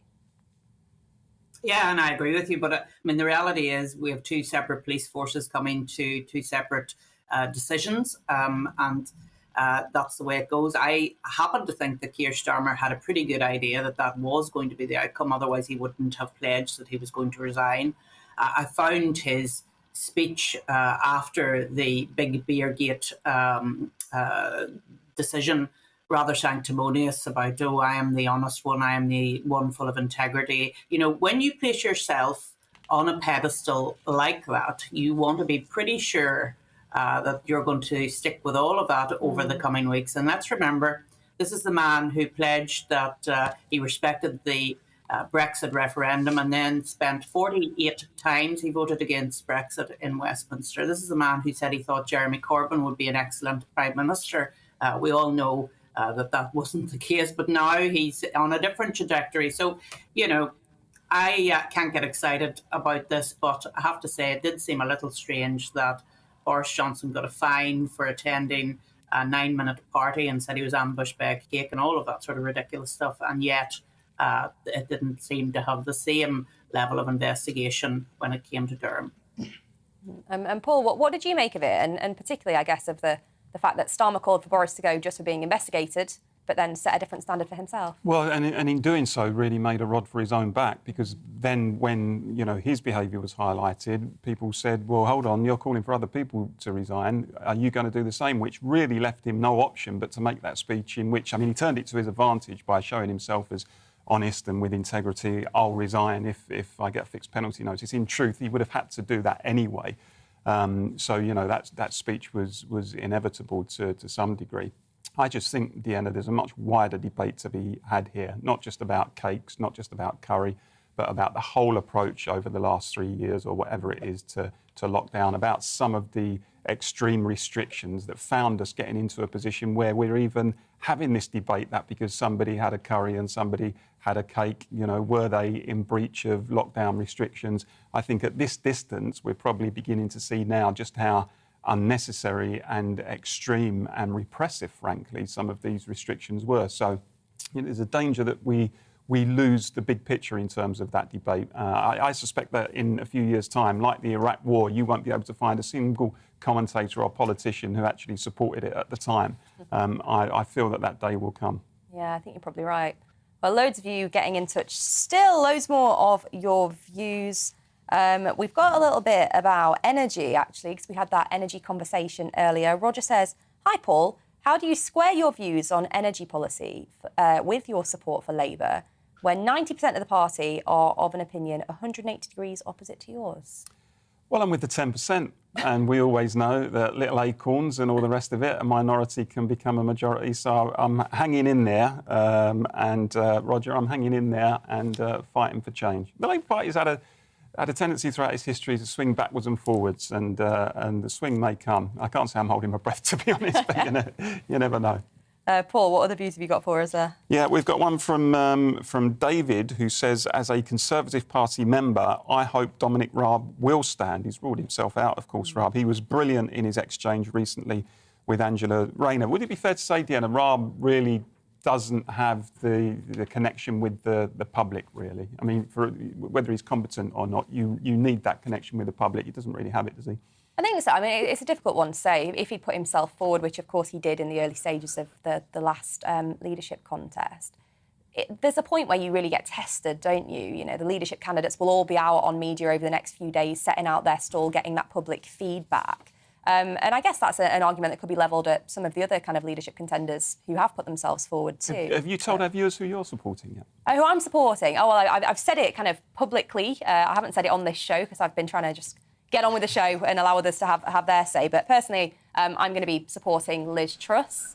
I think she's a great candidate. She's got great experience of government, but hasn't kind of sycophantically backed Prime Minister. She's been a cabinet minister under 3 different prime ministers, vast experience, incredible on the world stage when it comes to Ukraine, cracking when it comes to trade deals and embracing Brexit benefits. And I think she will really connect with voters in the red wall, but also in the blue wall to pull that coalition together. Has she offered you the deputy PM role? No, PPS for paperclips, I think, is basically no, absolutely not. No, there's none of that discussion going on. I think the focus has to be on just choosing the right person to take the country forward. And personally, as you can probably tell by the sort of parliamentary career I've had so far, my own promotion really is not the top of my list at all. OK, a few more views before we go to Aid. And Arlene, have you got some for us there? Yeah, so we've got some views on Andrea Jenkin, and Trevor says, good on you, Andrea, give the mob a bit back, whilst Alan says, Andrea's hand gesture was funny and her facial expression was even funnier. So there you are. There we go. Well, thank you for sending in your views. But now it is time for an update on the week's biggest stories from the world of sport. And I'm delighted to say we're joined in the studio by sports commentator and broadcaster Aidan McGee. So, Aidan, it's all about tennis today, isn't it? Totally, yeah. You've got this intriguing final that gets underway from 2 o'clock. We've got Nick Kyrgios, somebody... Yeah, you crack on. He was trying to play it really cool, and Paul has just spilled his drink. You crack on, I'll tidy myself up. I hope there are no such mishaps in the Camera Wimbledon 2 on final Aiden, on please. centre court today. Absolutely. So, sorry about that, Paul. So, you need to... I'll come on your jeans there, actually. Anyway, so... yeah, look, intriguing battle. Nick Kyrgios, 27 years old. His time to win a Grand Slam was supposedly past. He didn't have the psychology, the mentality, the focus to win a Grand Slam. Novak Djokovic going for redemption today. He had a terrible start to the year. We talked about it on this show, didn't we, extensively back in January. He just could not get into Australia because of the COVID vaccine situation. And that marred his start to the year. He didn't look himself when he went out of the quarter-final at the French Open against Rafa Nadal. And into the final today, Wimbledon, halfway through the year. If he could win that, he'd move within one Grand Slam of Rafa Nadal's haul of 22. He'll feel deep down, Djokovic, that Nadal probably wouldn't have won that in January had not Djokovic been there. The Australian was very much his event. But Kyrgios has been caught in controversy throughout the tournament. I mean, he hasn't played for 4 days. Whether that will play into his hands because of the rest, maybe the thought of that, the biggest game of his career, by far and away the biggest game of his career or match of his career, will be playing in his head when we consider how things play out for him generally, even the mental side of the game. I just tend to think that Djokovic is just, when it comes to a final, when it comes to a Grand Slam, all that vast experience, I think it's 32 Grand Slam finals he's played in, I think it's going to tell on the day, I really do. And as far as Kyrgios, I mean, it's one thing, if you're on court 3 or court 4. Yeah. He's been on centre in the early rounds a couple of times. But yeah, true. But I mean, in the final, when you've got the royal family in the box, you've got the whole world watching. I mean, hopefully he's not going to resort to some of the conduct that we've seen in earlier rounds, because it's a bit unedifying, isn't it? I think there'll be plenty of that. I think that's his way. That's his way of winning. We should say as well, he's played Djokovic twice in his career and he's won both times. Djokovic has never won a set, but that was in 2017. Djokovic on a little bit of a lull at the time in an otherwise flawless career. Unblemished career, really, but Kyrgios has a way of beating the top players. He's beaten Nadal a few times. He's beaten Federer just once, actually. But I have to say that if that's going to be part of his game, he's going to be drawing in his opponent, just as he did with Tsitsipas. He played this last week. He played Tsitsipas. I mean, Tsitsipas took the first set. Kyrgios then took second, third, and fourth set. But having said that, he lured him into a mind game, and I think in that situation, Kyrgios is always going to be the winner. Against Djokovic, though, completely different kettle of fish. That guy's mentally strong. So what's your prediction? My prediction would be Djokovic in 4 sets. Interesting, though, Kyrgios actually, they've become good friends recently. Kyrgios stood up for him in January when all the COVID vaccine things were sorted out. So he said, we need to do better as a nation. We can't hold up our champions in dingy hotel rooms on the edge of Melbourne. That wasn't his exact quote, but it's kind of paraphrase of what he said. Prior to that, their relationship was a bit frosty. I wonder whether Djokovic is kind of encouraging the friendship, because sometimes you have to keep your enemies close, or friends close, enemies closer, that's what you say. So that might just be luring him into a full sense of security, and he'll just dispatch him today. Well, we'll certainly see later on this afternoon in that Wimbledon men's final. But thank you for sticking with us today. You've been watching and listening to The Political Correction. Join us next Sunday at 10 a.m. for 2 more hours of discussion, debate and analysis of the week's biggest political stories. And we had a bit of a preview of the show. It looks set to be a corker.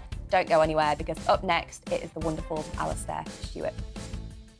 Looking ahead to this afternoon, and the UK is looking dry, with plenty of sunshine for many and feeling very warm with light winds. Let's take a look at the details. After a fine start across the southwest of England, it will remain dry with plenty of sunshine this afternoon. Very warm with light winds and highs around 26 degrees Celsius. The fine and dry weather continues this afternoon across southeast England, with lengthy periods of sunshine. Feeling hot with highs of 29 degrees Celsius. A sunny day across much of Wales, though there will be some cloud around northern coasts. Very warm with highs of 27 degrees Celsius. It will be a fine afternoon with plenty of sunshine across northwest England, though there will be some cloud around the coast. Feeling warm with light winds and highs of 24 degrees Celsius. Across northeast England, the dry, fine and sunny weather is set to continue throughout this afternoon. Temperatures will rise higher than yesterday, so feeling very warm with highs of around 23 degrees Celsius. Mostly dry for Scotland this afternoon, though there will be some light rain for a time across Shetland and Orkney. There will be patchy cloud, but feeling warm with plenty of sunshine. Any lingering cloud across Northern Ireland will continue to break up throughout this afternoon, allowing for lengthy sunny periods. Remaining dry for all and feeling very warm with light winds. The fine weather is set to continue with plenty of sunshine this evening ahead of a warm night, and that's how the weather is shaping up for the rest of the day. On Mark Dolan tonight, we have a simple plan, which is to inform, stimulate, and entertain in equal measure. It's all about getting your opinions on the national television airwaves. I love my viewer emails, mark@gbnews.uk. So do join me from 9 p.m. to midnight every Friday, Saturday, and Sunday for big guests, big opinions, and a big presenter. 6'5", don't you know? See you then on GB News.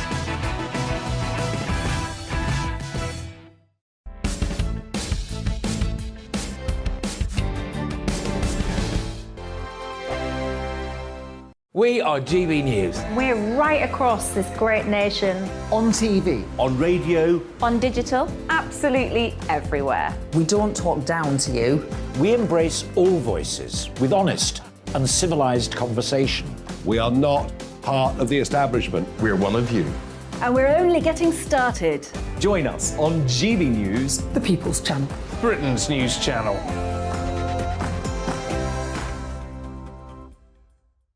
Hi there, it's Stephen and Anne.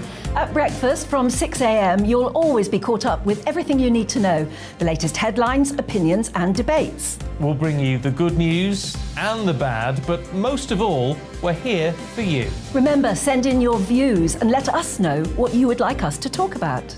That's because we're your news channel. And every morning at 6 a.m, it's breakfast on GB News.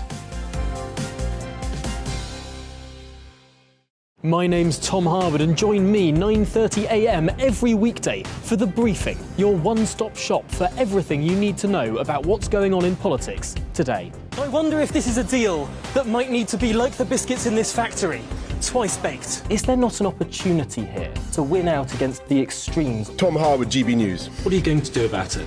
Things could have been done differently, and they certainly are being done differently. Don't miss it. The Briefing with me, Tom Harwood, 9:30 Monday to Friday on GB News. Where would you like to go? Just take me to the studio, please, Matt. You know where you're going. I've got a show to do. Friday Night Feast on GB News, 7 p.m. And it's like nothing you've ever seen before. We take a different angle on the week's biggest news stories. The viewers and listeners set me some absolutely mad challenges to do. We tried to rehome a rescue dog. And yes, there's some other wacky stuff in there as well. I feel like I could take on the world. Well, that's that. Friday Night Feast with me, Patrick Christie's, every Friday, 7 till 9 p.m. on GB News. Be there.